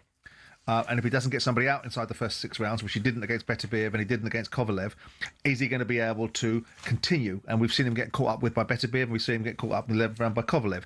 The question is would Benavidez do the same thing? Benavidez is a monster. He was a monster at super middleweight. He's not carrying seemingly the same knockout power up to light heavy, but he's a hell of a fighter, and it's a hell of a task for Anthony. He's so brave going in, isn't he? Listen, that's Anthony Yarde. Taking it on. He'll take those opportunities. You know, the fights that you highlighted there, you know, going out to box Kovalev out in Russia was always going to be a tall order, and he nearly done it. Inexperience let him down in that one. We saw the performance he put in up against Beterbiev, who was arguably the pound-for-pound fighter and the monster of the division at the time as well. And he put up a great performance before eventually getting stopped, running out of steam, blowing a gasket like he did against Kovalev. And we just got to hope that that doesn't happen here against Benavidez, because Benavidez is an exceptional fighter. Yes, since he's moved up to light heavyweight, he's had 2 wins and they've both been on points. So hopefully Anthony Yarde might be able to take something from that. But you look at this kid's boxing IQ, his ring craft, speed, and all of that punch power, you go, it's going to be a tough night for Anthony, but they know that. They know what they're going into. Tunde Ajayi's trainer knows exactly what they're going into, and they are supremely confident. I hope he does it, Anthony, because he's a lovely guy. Yeah, we were not sure what we were getting into the other day, Spencer, in this very studio when Willie Hutchinson and Ezra Taylor came in, because they were promoting the fight that they are going to be having, they are going to be having on January the 24th in Manchester. The two go head-to-head.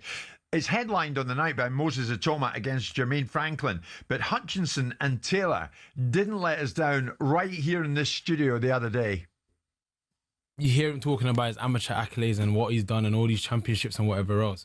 I don't have none of that. I had 18 amateur fights. This is my 14th fight now. Your first fight was at 19. Exactly. You know when I was 19? 19. You know when I was 19? We don't care what you done at 19. I was amateur. Willie, we don't Scottish, care about British, what you've done. European and world amateur champion. Like this. I was 9-0. I was 9-0 with 7 knockouts when I was 19. It doesn't make any sense. Listen, and you're 27 now, right? 27, people saying this, like he's saying, I deserve this. Whatever do you deserve? What? Please explain. Hey, look, he said to me, yeah, he deserves bigger. He had a life and death for that man. Hang on, he'll explain. To the middleweight. He said, I was where you were 7 years ago. Yeah. So why are we here now? That means that you failed in your career, that you're fighting someone like myself. You should be ahead. No, it's just no one else will take it. I'm not fighting someone like Willie Hutchinson. If they can fight, Spencer, as well as they can speak, I mean, that was something else the other day. Yeah, it really was. Listen, I think that Ezra Taylor could be the star of the future coming out of this, pack that's coming through in the light heavyweight division. Willie Hutchinson's a great salesman for sure. He's got a lot of personality, a lot of character, and he can fight as well. But he's fell short at top level, and it's now his time to deliver. Brilliant fight, really looking forward to that. One of those you go, is it a time where Ezra Taylor, is this the launch pad for him to go on to bigger and better things, or will Willie Hutchinson finally achieve what he should have achieved, really? Yeah. I always think after something like that, an exchange like that, Simon, it's interesting to see when we go off air, i.e. into a commercial break, they're still with us. and what it's like after that. They were good after that. They were good fun. They were. I mean, ultimately, what I said to them both was, because they were both very critical of other fighters in the light heavyweight division, and so I said to Willie, it's all well and good you being criticising fighters at a certain level. You got folded by Josh Boaxi, and by the way, you can pipe down because you haven't even fought at that level, but criticising other people. Right, which shut them both up, didn't it? But I like Ezra Taylor, but I thought he wasn't great against Steve Woodall in his last fight on the undercard of Fabio Wardley. Willie Hutchinson, despite having a really good amateur pedigree, his best win is Craig Richards. And whilst that's a good win, it's not a calling card for how good Willie Hutchinson thinks he might be. I know some of it's tongue-in-cheek. I know he's talking about being an undisputed light heavyweight champion of the world. I think that's a massive overreach. Yeah. But if their styles gel, and I think they might, it'll be a good fight, won't it? I totally agree with that. Yeah, Ezra Taylor. Do you know what I liked about Ezra Taylor is when I see a fighter and he wants to move himself to that next level. He teamed up with Malik Scott, took himself over to America, showed the commitment, the desire that he's got. Yeah. And when a fighter does that, I go, you know what? There's something burning inside this kid, and if he's as good as what I think he can be, he could be the star that comes out the pack. Spencer, when you leave the studio this week, remember it's not 1 o'clock, it's 12 noon. Because we went early this week. Yes, we did. So all my thousands of fans that are going to tune in at 12 o'clock, unfortunately, are hearing our dulcet tones and finishing it. We're on their day, Jim. I'm afraid so. You missed Spencer. And I tell you what, he was great. But the reason is this. The World Cup playoff draw takes place very shortly, and we'll bring you Who Meets Who live.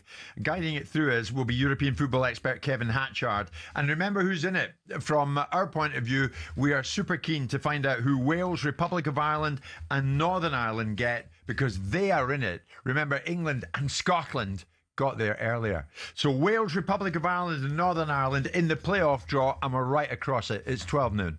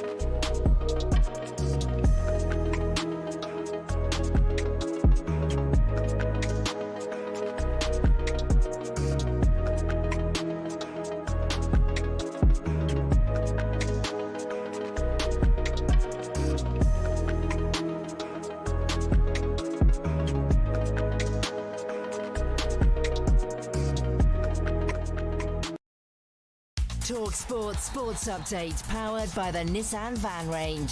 Commercial vehicles that go the distance for your business. Search Nissan Vans or head to your local Nissan Van Centre. For your headlines at 12:01, I'm Nick Ellaby. Good afternoon. A lot of Australians actually enjoy watching baseball. That from former Test batter Simon Katic. But will England's aggressive approach work down under? Katic says England's top order has a decision to make. Are they going to try and wear down the bowlers for the first 20 overs, or are they going to keep doubling down on baseball? And I expect them to double down, because it sounds like all the rhetoric coming out of Ben Stokes and Brendan McCullum is we're going to keep going hard. There are questions as well over the fitness of England's pace attack. Ben Stokes was asked if Mark Wood is ready for the first test after bowling just 8 overs in a warm-up game. He has always been someone who can just hit the ground running in a game, and he's bowling rapid. First test in Perth starts at 2:30am UK time. For all your Ashes content, subscribe to the talkSPORT Cricket YouTube and the following on podcast feed. Now, talkSPORT's Gabby Agbonlahor says if he were Harvey Barnes, he would switch allegiances to Scotland. But I look at it from a Scotland point of view, and the players that have blood, sweat and tears to qualify for the World Cup, and then a player who can't get in the England squad comes along and says, I'll play for you in the World Cup. How is that going to affect team morale? Barnes hasn't ruled out the move. He's eligible for Scotland through his grandparents. Former roofer Harry Deeves will make his Wales Rugby Union debut at flanker this weekend when they take on the All Blacks. That's on Saturday. And Felipe Massa has been told part of his lawsuit against Formula One, Bernie Ecclestone and the FIA can continue. Massa wants compensation for 2008's Crashgate scandal after he missed out on the title by a point. But a judge has told Massa the court cannot rewrite the outcome of that year's championship. talkSPORT News. Convicted rapist, former Met Police officer David Carrick gets another life sentence. That's his 37th. And snow and ice shuts down hundreds of schools across the UK. More from the news team at talkSPORT weather with QuickFit. With expert technicians in all our centres across the country, we'll keep your car's inbuilt safety tech in top condition this winter. Book today at quickfit.com. Sunny for most of us, but more sleet and snow showers on some coasts. Heavy across the northeast, in particular, where it's windy. Feeling cold as well.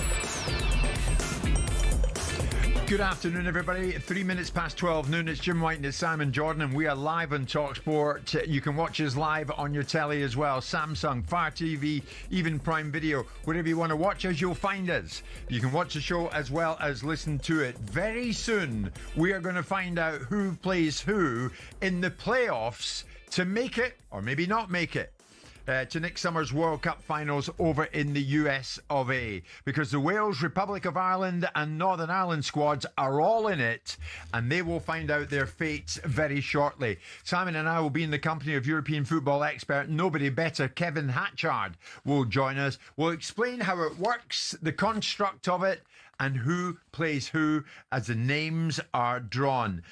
Just in the passing, Pot 1, Italy, Ukraine, Turkey, Denmark. Pot 2, Wales, Slovakia, Poland, Czech Republic. Pot 3, Kosovo, Republic of Ireland, Bosnia and Albania. Pot 4, Romania, Northern Ireland, Sweden and North Macedonia. And remember, in their semi-final, Wales could get tied against the Republic of Ireland. That could happen. Anyway, that is then and not now. In a few minutes, we'll head on out there. But in the meantime, Simon, I want to concentrate on this. The new regulator, David Cogan, says he will quit the role if he suffers political interference. Cogan is insistent that he will remain free of Westminster. That's despite being a past donor to the Prime Minister, Keir Starmer, Lisa Nandy, the Culture Secretary, who actually oversaw his appointment. Now, Nandy has since apologised after being criticised in a report into the process. But Cogan spoke to everybody who wanted to listen at the DCMS back in May on making contributions to Labour. I have been a donor to the Labour Party. I have been utterly transparent about it. In fact, I mean, I've been transparent to the point where things that have been written about me that actually, some have been accurate, some have been wholly inaccurate, but actually they haven't actually discovered all that I have done as a donor to the Labour Party. And I'm prepared to declare now on the public record that 5 years ago I contributed very small sums of money to both the leadership campaigns of the Labour Party of both Sir Keir Starmer and of Lisa Nandy. That hasn't been discovered by the press. I'm happy to declare it now. But I did those donations, and I did those donations to individual parliamentary candidates, none of whom were MPs, in the belief that actually having a leadership battle within the Labour Party with two seasoned candidates was a good thing, not a bad thing, in the belief that you actually want to have good parliamentary candidates to fill good parliamentary seats. And I have never actually been particularly close to any of the individuals to whom I have donated money. So I have total personal independence from all of them. I also think the regulator itself guarantees independence. So that was the new regulator, David Cogan, back in May. We're joined this lunchtime, Simon, by Shadow Sports Minister Louis French MP. Louis, good afternoon to you. Here's the thing. We knew he was a Labour donor because he admitted it back in May. So what's the big deal? Good afternoon, Jim. Good afternoon, Simon. It's good to be on the show again. Well, it's a big deal for people that believe in sport being independent from politics. And I think what we're seeing right now with this ongoing scandal is football at a very difficult time being dragged into the Westminster circus, if I can call it that. So the declaration that you've just seen was at the very last minute, and what the report that's found the government guilty on 3 occasions highlighted was that David Cogan was not on the shortlist of people that were shortlisted for interview at that point, and that they'd failed to declare it both when they interviewed him. Lisa Nandy failed to declare it completely, and the department also failed to declare it as well. So this is a really serious issue from a Westminster point of view, and there's other investigations ongoing. Yeah, but is it that serious, Louis? I mean, at the weekend, speaking to Martin Samuel, top journalist, works in this building, Cogan said, if I felt I was just a tool of politicians, I wouldn't do it. You don't believe him? I struggle with the independence point big time. So, as I said, I've said on the show previously, there's major implications for sport if we get dragged into this independence thing. So, the whole point of the independent regulator is to make some quite controversial decisions in the next few years. That's what they've been put there to do by the government. Now, at the first opportunity that one of those decisions are made, this whole issue blows back open again, and it's not been completed yet. So, like I said, there's investigations still going on to the Prime Minister, because even to this day we do not know how much was given to the Prime Minister or whether he declared it. So there's a lot more to run on this story, Jim. Louis, I presume you haven't met Cogan, have you? Briefly, I've met them briefly, and I didn't think it was appropriate to meet formally whilst these investigations are still going on. Okay, I haven't. Simon has. And I think I can say you had a decent enough conversation to get to know the guy. What do you think? Is he as independent as he makes himself out to be? Yeah, I mean, Louis, you lot can shut up. I mean, nonsense. He was on your list of potential people that you wanted as the independent regulator. You're just making political currency out of this. If you want to take Lisa Nandy down, fill your boots. But this doesn't steer into the narrative that UEFA are going to be concerned about government interference. The one thing that David Cogan might be guilty of is wanting a peerage. But insofar as his ultimate position of what he wants to do, if you look at the noise that comes out of his mouth, if you look at the positioning that he's taking, and if you look at the fact that you bloody lot wanted him as well, then you should pack it in. This is about the well-being of sport, not your political capital. Well, I must correct you there. He was not approached by, the report makes it very clear, it was approached by the previous permanent secretary. So Mr. Cogan was not part of the process when he was shortlisted. It's all in the report. I encourage everyone to read it. It's black and white. It says it very clearly. So Mr. Cogan was not part of the process. We have three candidates. But you're making currency out of this. This guy is the best in class. They're bloody lucky to have him. I don't want an independent regulator. I never wanted it in the first place. But as far as this guy's concerned, let's have an argument about is he the best in class for the position that he's in? And he's miles away. For the kind of money that the independent regulator's paying for the position and the level of competency, they're quite lucky to have got David Cogan, and all you're trying to do is make political capital out of it. You're not interested in the well-being of the game. You're not talking about the well-being of the sport. You're making political capital at the expense of the Labour Party. That's it. That's all. And you should pack it in and do something more meaningful.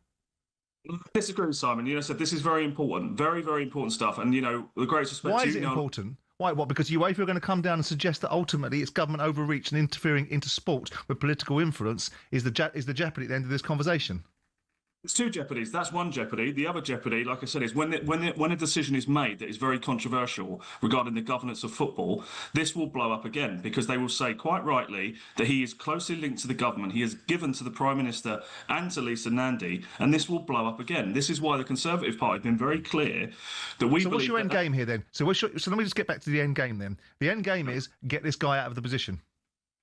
Well, yeah, we said very clearly. Well done, and replace him with a lesser qualified person. Yeah. Simon, that's your opinion on who's lesser qualified. I'll pack it in. You know he's a highly competent individual. I'm grown up enough and big enough and ugly enough to look at it through the prism of not wanting an independent regulator. You guys, because you're dead in the water, are sitting there making noises about sport, and you were poor when you were in office. Oliver was poor when he was the head of the DCMS, and listening to some of the nonsense that you guys trotted out, and all you're doing is using a sport as a prism of opportunity to make some noise, to create some shadow on the Labour Party that don't need any help from you guys. They can do it themselves. I'll let you come back on that, Louis. Simon took his tweet this morning, but the fact is there's been an independent report that found the government guilty on 3 occasions, Simon. The idea this is just me just doesn't stack up to any scrutiny. An independent public appoints commissioner has found the government guilty of breaching the code 3 times. That's not just me saying that, that's an independent report. So respectfully, like I said, there is more to this. There's still investigations ongoing into the role of the Prime Minister and to this appointment. So that that's still going on. The idea this is just a storm being made. It's still going on. Okay, well, Louis, we'll cover it with interest. Louis French MP, the Shadow Sports Minister. But at the moment, David Cogan is ploughing ahead. The new regulator says that he would quit the role if he suffers from political interference. That was a nice way to greet Louis French MP when he came on and you told him immediately to shut up. I don't care. Yeah. I'm tired of these politicians making... Listen, this is the reasons why top people don't go into politics. It's all absolutely right, hold people to account. Absolutely make people operate at a high level. And the Labour Party spent last 18 months of the Tory leadership doing precisely that. But this is the reason why you don't get significant people with significant backgrounds going into politics, because of this crap. And this is not about the well-being of sport. Cogan, like him or loathe him, and he's an acquired taste. He is the best version of an independent regulator in terms of what his motivations are. David Cogan's motivations are independent. They're about David Cogan. And a bottom line of that is that he will seek to be, let me tell you what he'll seek to be. He'll seek to be the guy that fixes football. Now, that has no political favour in that attachment. It'll be about David Cogan. And as a result of that, football might just have less damage done to it than another regulator of another particular persuasion would be leaning towards. So I'm sorry, they might be able to find some procedural deficiencies, and I'm quite happy to see Lisa Nandy sacrificed at the altar. But Cogan being taken out of office, nonsense. Okay. In the meantime, and thank you for that, in the meantime, the names of Wales, Republic of Ireland and Northern Ireland are all in the hat. It's World Cup playoff time.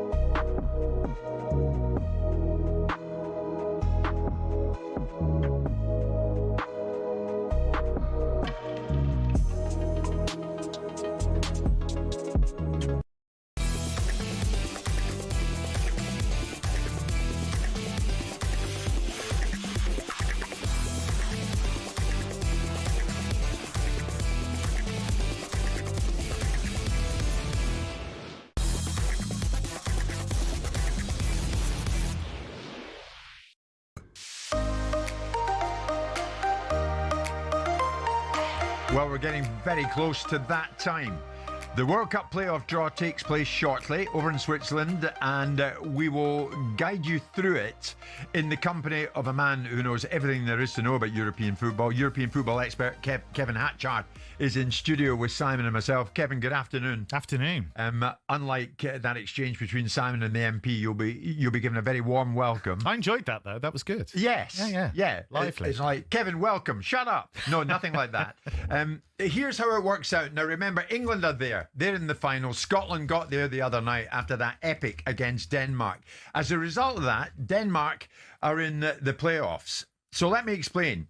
Wales will play a semi-final tie at home against one team from pot 3 in that pot: Kosovo, Bosnia, Albania, or the Republic of Ireland. The Republic of Ireland will face an away semi-final against one team from pot 2, either Poland, the Welsh, Czech Republic, or Slovakia. Northern Ireland will face an away semi-final against one team from pot 1, Italy, Ukraine, Turkey, and Denmark. There are still some formidable nations in there, Kevin, aren't there? Yeah, there are. And you look at how they got there, and I think that's the intriguing bit, because you look at Italy, the thing that really stands out to me about them, they failed to qualify for the last 2 World Cups. Can you imagine being part of the group that doesn't qualify for a 3rd straight World Cup? Oh. So whatever situation Italy find themselves in, that fear is going to be there. And there is... there's a reminder of the past in pot 4 for them, North Macedonia, who knocked them out of the last set of World Cup playoffs. Yes. So if they get them, even though North Macedonia were hammered by Wales recently, the fear of failing against them again will be enormous. You're absolutely right about Italy. Italy finished second in their group of 5 teams. They won 6 of their 8 games on the way, Kevin. And Gennaro Gattuso, who I know, who's not backward and coming forward, said this is a nonsense. The construct of this is ridiculous. Italy's record of 6 wins, does that not come into account? And obviously it doesn't. No, it doesn't. And he knew that situation. Italy knew that situation. The clue is in the name. It's a World Cup. It's not just a European championship. There is a European championship. So I think it's deflection. I thought it was quite embarrassing, to be honest, because you're looking at somebody who's the custodian of one of the great European nations when it comes to football, and he's moaning about teams from other confederations being given spaces in the World Cup. Yeah. Norway hammered them twice. That's the thing to focus on. They beat them 4-1 the other night in Italy, didn't they? Yeah. It was a fairly limited group apart from Norway and Italy, and Norway were the better team throughout that group, so Italy only have themselves to blame. Are you a fan of this system, this playoff system? Yeah, I am, because I think it does bring real drama. I think it does also tie in the Nations League, and I think that's important because I'm quite a big fan of the Nations League. I think it's been something that's transformed some of the friendlies, and actually there is real jeopardy here. And what you get is teams that take that tournament seriously, and because they take it seriously, they get a second opportunity at getting to a major tournament. Scotland are there, courtesy of that 4-2 win the other night at Hampden over the Danes. The Danes are in there. They're in pot 1 with Italy, Ukraine, Turkey and Denmark. Ideally, have you worked this out, Kevin? Who'd be ideal for Wales? Who'd be ideal opponents for the Republic? Who'd be ideal opponents for Northern Ireland at this stage? When I look at, say, Northern Ireland, you know, all four of those teams are tough to take on. I look at Ukraine, they have this extraordinary situation where, of course, every game is an away game for them, and they only just struggled past Iceland. I do think they have some excellent players. They've got some really experienced players as well, but I think of a really tough bunch of teams, that's the one that maybe you'd look at. Turkey, I think, are really dangerous. Denmark have got a good qualifying record, and Italy do have the talent, but do they have the right coach? Yeah. Who do Wales not want to be drawn against? Not want to be drawn against. Republic of Ireland for the current confidence and momentum they have. Yeah. Albania are really tricky because they're so defensively strong. Of those teams in pot 3, Kosovo, because of their lack of international experience relatively and experience of these big games, maybe. But that's a tricky pot as well. And what about the Republic of Ireland? They'll face an away semi-final. Remember, it's a semi-final first. They will face either Poland, Wales, Czech Republic or Slovakia. I mean, the Republic of Ireland are on a roll. I'd want to go to Slovakia of those four. I watched their game against Germany, which is a winner-takes-all game, and they folded completely. They were hammered in that game, 4-0 down at half-time, only just beat Northern Ireland. Again, some quality players in there, guys like Milan Skriniar.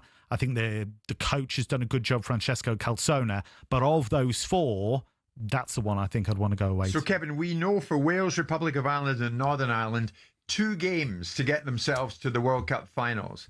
Tell me about home advantage should they get to the final. Yeah, so the way it works, we know that Wales are going to be at home, for example, in their semi-final, but it's an open draw as to who gets home advantage in those finals. So it isn't going to be down to seedings per se. That is a completely open draw. So say, for example, Northern Ireland were able to knock out Italy or Denmark or whatever, there is a 50-50 chance that they would be at Windsor Park for that final, and that is critical for them because they're so much better at home than they are away. It seems a bit harsh, Simon, luck of the draw for home advantage That's what I was going to in say. that one-off game. Why has neutrality not been part of it? Yes. I mean, every other competition, you find yourself in a neutral situation, don't you? If you're in the playoffs, in domestic leagues, you play at Wembley or previously at the Millennium Stadium. Why would such a meaningful match, after such an arduous set of tournament play all the way through, which said home and away part of it, and only up to the semi-final stage, which you still accept, given the credence of the pots, that there's a one-off tie, with home advantage being part of it. Why would the final not have a neutral position? Yeah, I mean, obviously there are 4 finals, so they'd have to work that out, but that wouldn't be beyond the wit of man, would it? So I can completely understand that. I suppose their argument would be there's an element of fortune in a lot of draws. But the other thing as well is that you can't have a 2-legged thing here because they've got to squeeze it all in that March international break. So you've only got those 2 dates, 25th and 31st, and then that's it. So this is what they've come up with. You know, is there an element of unfairness? Maybe, but the drama is just extraordinary. Oh, it's terrific. Very soon, they will be telling us who will be playing who. Gianni Infantino, FIFA president, is addressing the audience out there. Looks a bit lost without Donald Trump beside him. How does Northern Ireland have got there, but they finished 3rd in their group. But then the Nations League comes into play, does it? Yeah, that's right. So the teams in pot 4, because of their performances in the Nations League and because teams above them in that have already taken places, so they're already through, so it kind of drops down. So you look at Sweden, for example, they're a fascinating case because they've been awful in these qualifiers. Yes. But Graham Potter, who's recently taken charge, does have an opportunity to take them through to the World Cup because of the Nations League performance previously, but he's not made a good start. They were hammered 4-1 at Switzerland in their opening game. Only just got a draw with Slovenia second time around. But the other thing to remember is it's a long time between now and March. Players are going to get back fit. Players are going to get injured. Players are going to go up in form, down in form. So that adds its own dynamic as well. Yeah, at the moment, FIFA are just telling us who is going to do what in terms of the draw itself. I've noticed that Marco Materazzi is there. He'll be taking place in it. The former Italian player. Of course, no Christmas cards for him from Zinedine Zidane from all these years ago with that headbutt to the chest received by Materazzi from Zidane in that memorable moment. You mentioned Sweden and Graham Potter finding life a bit difficult difficult thus far. The great Martin Dahlin is out there as well. He was a terrific player, was he not, for the Swedes? Oh, phenomenal. And you look at I forgot how nice that Swedish kit was from '94 as well. Absolutely. Him and Thomas Brolin, that was a great Swedish team. Sweden are a real puzzle, to be honest, because you look at what they've got up top. Victor Gyökeres, Alexander Isak. Of course, Isak's not fully fit at the moment, but they just haven't been able to get that together. And Jon Dahl Tomasson, who is a Dane, of course, but did well in Swedish club football, he was a disaster. It just did not happen at all. Potter might seem like an odd choice, but he did his best work as a club coach with Östersund, taking them from the 4th tier to win the Swedish Cup into Europe, played Arsenal. So he speaks fluent Swedish. He was singing the national anthem, so that's gone down well. And I think because he's a Premier League coach, or has been, I think there's a certain gravitas and cachet with that. So I think it's seen as a positive appointment, but he's got a hell of a lot to do. Kevin, remember where you are. Simon's sitting with a Premier League look in his face. A Premier League has been. There we are. At this stage, yes. At this. So I'll run through it again, and before it gets underway in earnest, if you're tuned into us this lunchtime on talkSPORT, if you're watching live on your TV with Samsung, even Prime Video, then great, and it's great to have you along. And as Kevin Hatchard has explained, and only Kevin knows what this is all about, because it takes a bit of understanding here. We have 4 pots. In pot 1, Italy, Ukraine, Turkey and Denmark. Pot 2, the Welsh, Slovakia, Poland, Czech Republic. Pot 3, Kosovo, Republic of Ireland, who are on a roll at the moment.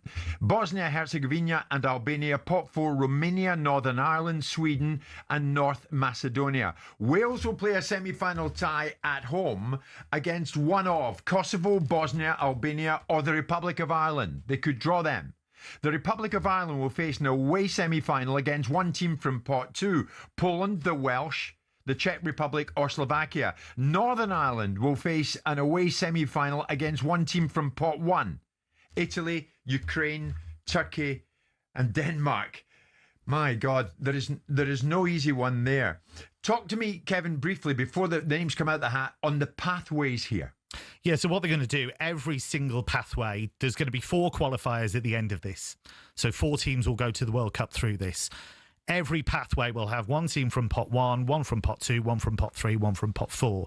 So you'll know the pathway for each team as we go through. And then what they're going to draw alongside that is who would be at home in a final.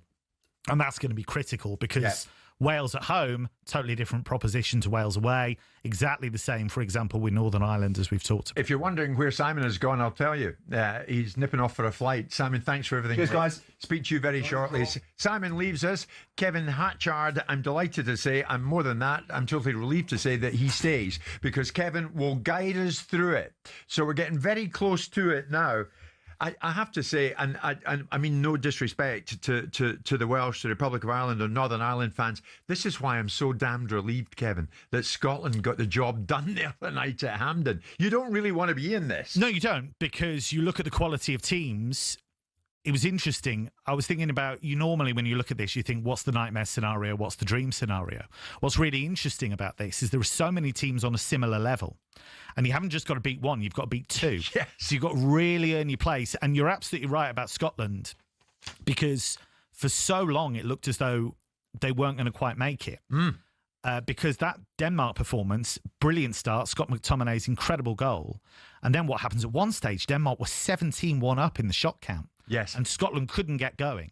But that's why this has been so great, because the drama of the international break just gone has been phenomenal. And you wonder what shape are Denmark in going into this, because they blew it in a big way. Big way. They sure did. Down to 10 men, and they ended up losing 4-2 at Hampden the other night. The scenes were amazing. So Marco Materazzi is going to draw out the first name. And the first name drawn out from pot 1 is Italy. Italy, my God, they would give anything to get to the United States of America, Kevin, wouldn't they?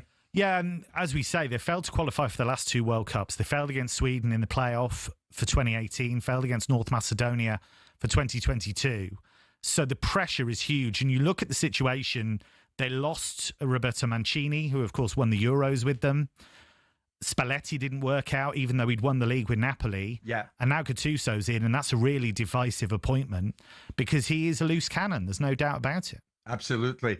The second name drawn out from pot one is Ukraine. Interestingly, as the delegates draw the names, Italy came out the hat first, and watching on, and you don't want to let this guy down, Gennaro Gattuso. You remember the exchange you had with Joe Jordan all these years ago on the side of the pitch in Milan? I mean, he's a really fiery character, and he just says what he thinks, and he sparked this debate about whether Europe have had enough spots and things like that. But what it does is it distracts from the job he should be doing, and you know, that's a real prestige job, the Italy job. And you look at his coaching career, there's a lot of people that don't believe it merits it. Exactly. So out of pot A come Italy. Out of pot B at the moment, I am looking up Path B, I'm looking up and seeing Ukraine, and the third name drawn is Turkey. We're going to see who plays who very shortly. But Turkey, you have to fancy, will be strong. They would fancy themselves to get there. Well, he only finished 3 points behind Spain, reached the quarterfinals of the European Championship in 2024, and you look at the quality they have. Yeah. Hakan Çalhanoğlu has been one of the best midfielders in Europe in the last few years, twice been in a Champions League final with Inter in the last 3 seasons. Kenan Yildiz is getting better all the time. Arda Güler's the wild card. He's been excellent, I think, for Real Madrid in the past year. Can play multiple positions. Fantastic player. And if you've got to go away to Turkey, what a tough game that's going to be. Absolutely. So now it gets interesting because in pot 2, we have the Welsh. And remember, the Republic of Ireland are going to be facing an away semi-final against one team from pot 2. And that will be against either Poland, Wales, Czech Republic, or Slovakia. Everywhere you look, there's strong nations here, Kevin. Yeah, that's it. I was looking through, and you look in pot 4, for example. Romania, I think, have really declined since the European Championship. They've lost a couple of key players. Radu Dragushin's been injured, the Tottenham centre-back. Nikolai Stanciu's been in and out at club level, and I don't think he's produced the same quality of performances. But there aren't many weak links in here. Right. Materazzi is holding up the name of Wales. So Wales, Kevin, have been drawn at this stage, and they are in Path A. They're in Path A. So what that means is potentially, if they get through, and if Italy get through, they would face Italy for a place in the World Cup. What we don't know at this stage is who would be at home in that scenario. So we know Wales would be at home in their semi-final. But what we don't know is whether they'd be away should they get through. Gee, we're trying to keep ahead of this. Poland have been drawn from Path B. It's going to get highly interesting, much more interesting after they've gone through Path C and Path D. We'll take a quick break out of it. When we come back, we'll be right down to the nitty-gritty. Stay with Kevin and myself after this.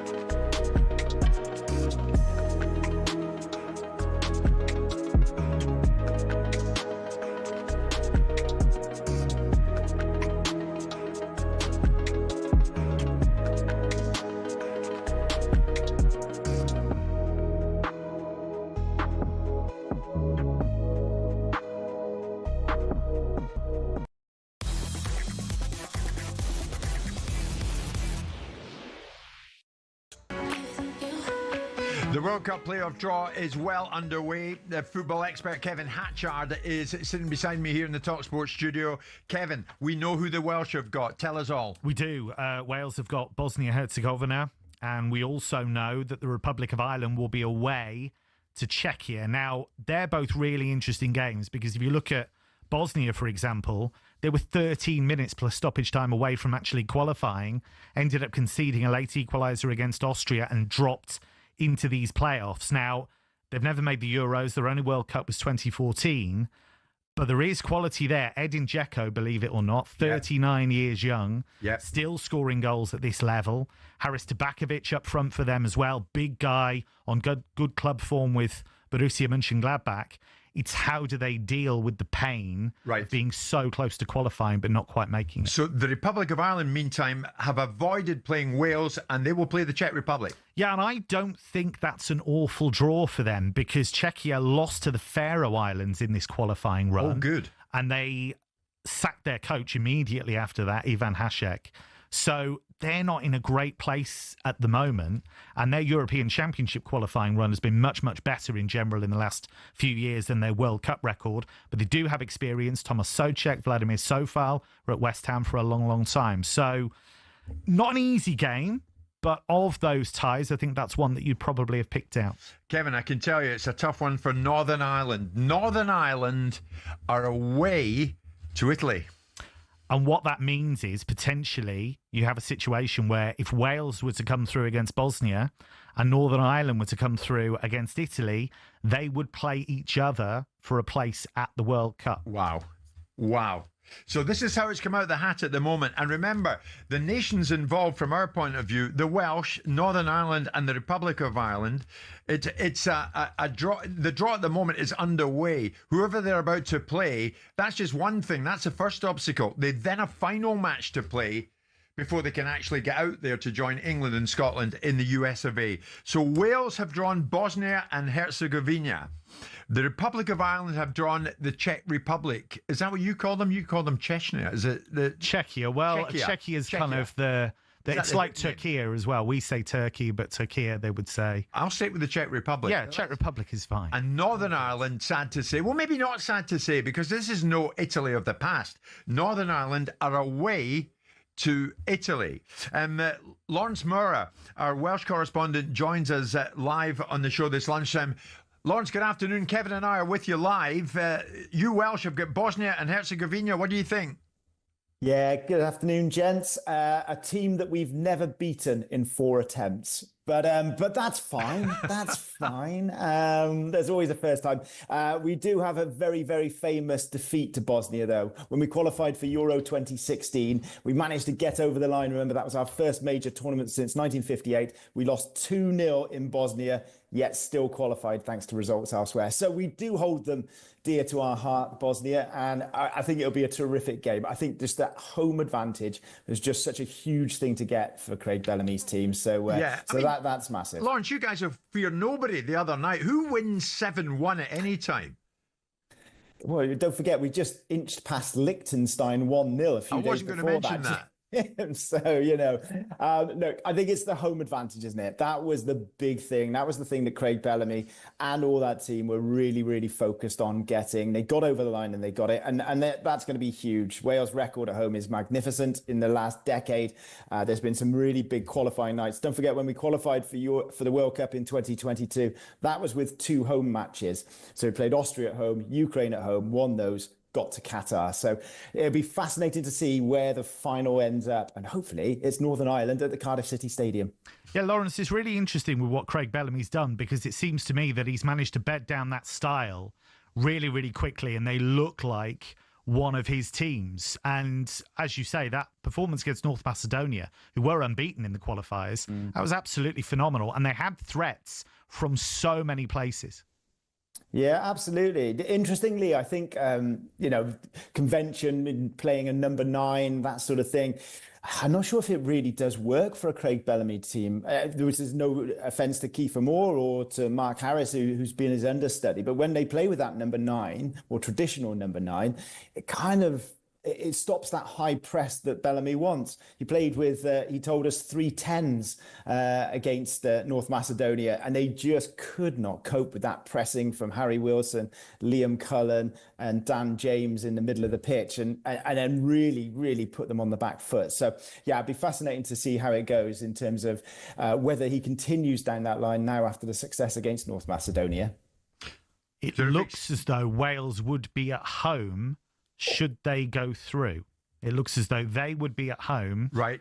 And Italy or Northern Ireland would be away. They're drawing out who's going to be at home. Well, that's good news, Lawrence, isn't it? You'd have a home tie in the second game should you get there. That's the huge one, Jim. That's the huge one. Whichever team it was, and I think I did catch a little bit of your conversation earlier, and I agreed with Kevin because I just caught the end of it. So if I've got it wrong, Kevin, I do apologise. But I think you were saying going away to Turkey would have been the been the one to avoid. And 100%, we've played away there recently for Wales. And the noise is unbelievable. It's deafening, the stadium, the way the atmosphere is. So yeah, avoiding one of those big teams away from home was huge for us. So if that is a home draw, then I don't think Craig Bellamy can ask for very much more than what he's got this afternoon. Lawrence, for the moment, thanks. Stay with us. The Republic of Ireland have drawn the Czech Republic.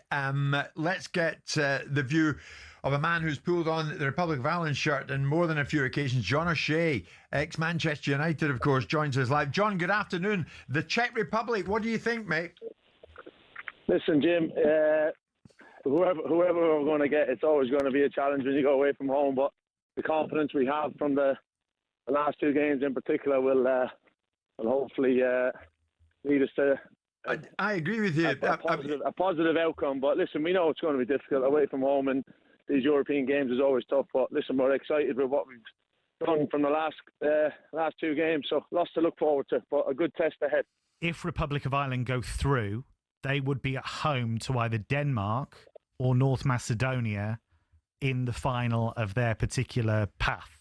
So if Ireland managed to get that win away at Czechia, they would be at home to either Denmark or North Macedonia. And I think that is an opportunity that they would absolutely relish. You're so right, Kevin. I mean, John, home advantage in the second game, that's huge for the Republic. Listen, Jim, like we did the other night, we took one game at a time. We had a big test against Portugal. We took care of that, and it'll be the same scenario. But as you said, it's big motivation to get a victory, to get any team back to Dublin, where we always fancy our chances. But lots to look forward to. But obviously, lots of games to go under the wall for the squad of players too. But plenty to be excited about.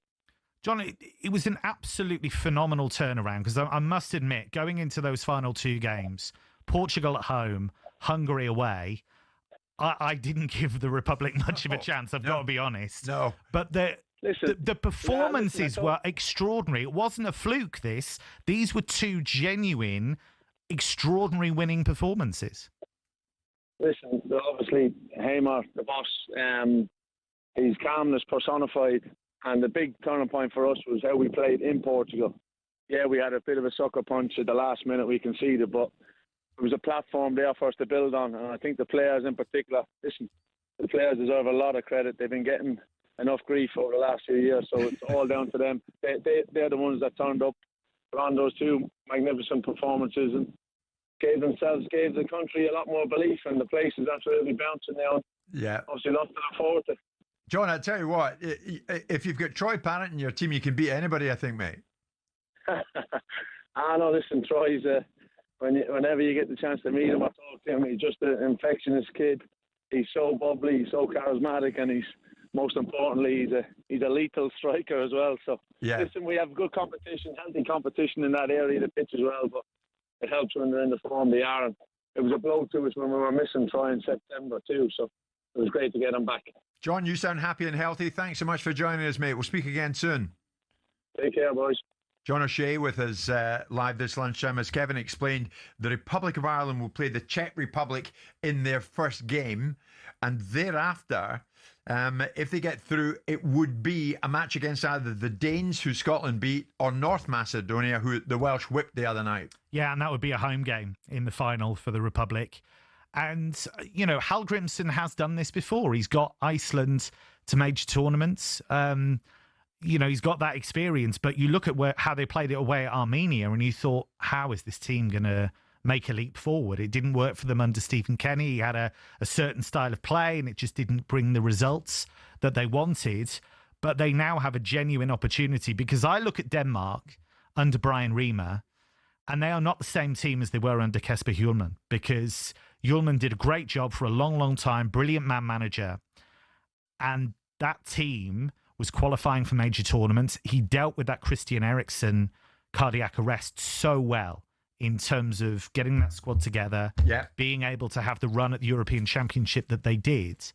And so without him, I think they have taken a step backwards. And, I look at the way they played against Scotland, and at 2-2, you thought even then they were going to be able to make it through, but they just couldn't hold it together. And the way they played against Belarus in the previous game, who had been the worst team in the group by far, to actually lead against them and then throw that away was really quite extraordinary. Kevin, we're going to jump out, take a quick break, we'll come back. But that is the breaking news this lunchtime. As far as the World Cup qualification playoff games are concerned, we now know that the Welsh have got a first game, which hopefully they will win at home against Bosnia-Herzegovina. The Republic of Ireland will travel away to play the Czech Republic, and Northern Ireland will travel away to beat Italy. To play Italy. I hope beat Italy. Sorry to all our Italian listeners this lunchtime. Stay with us. More from Kevin Hatchard and myself after this final break.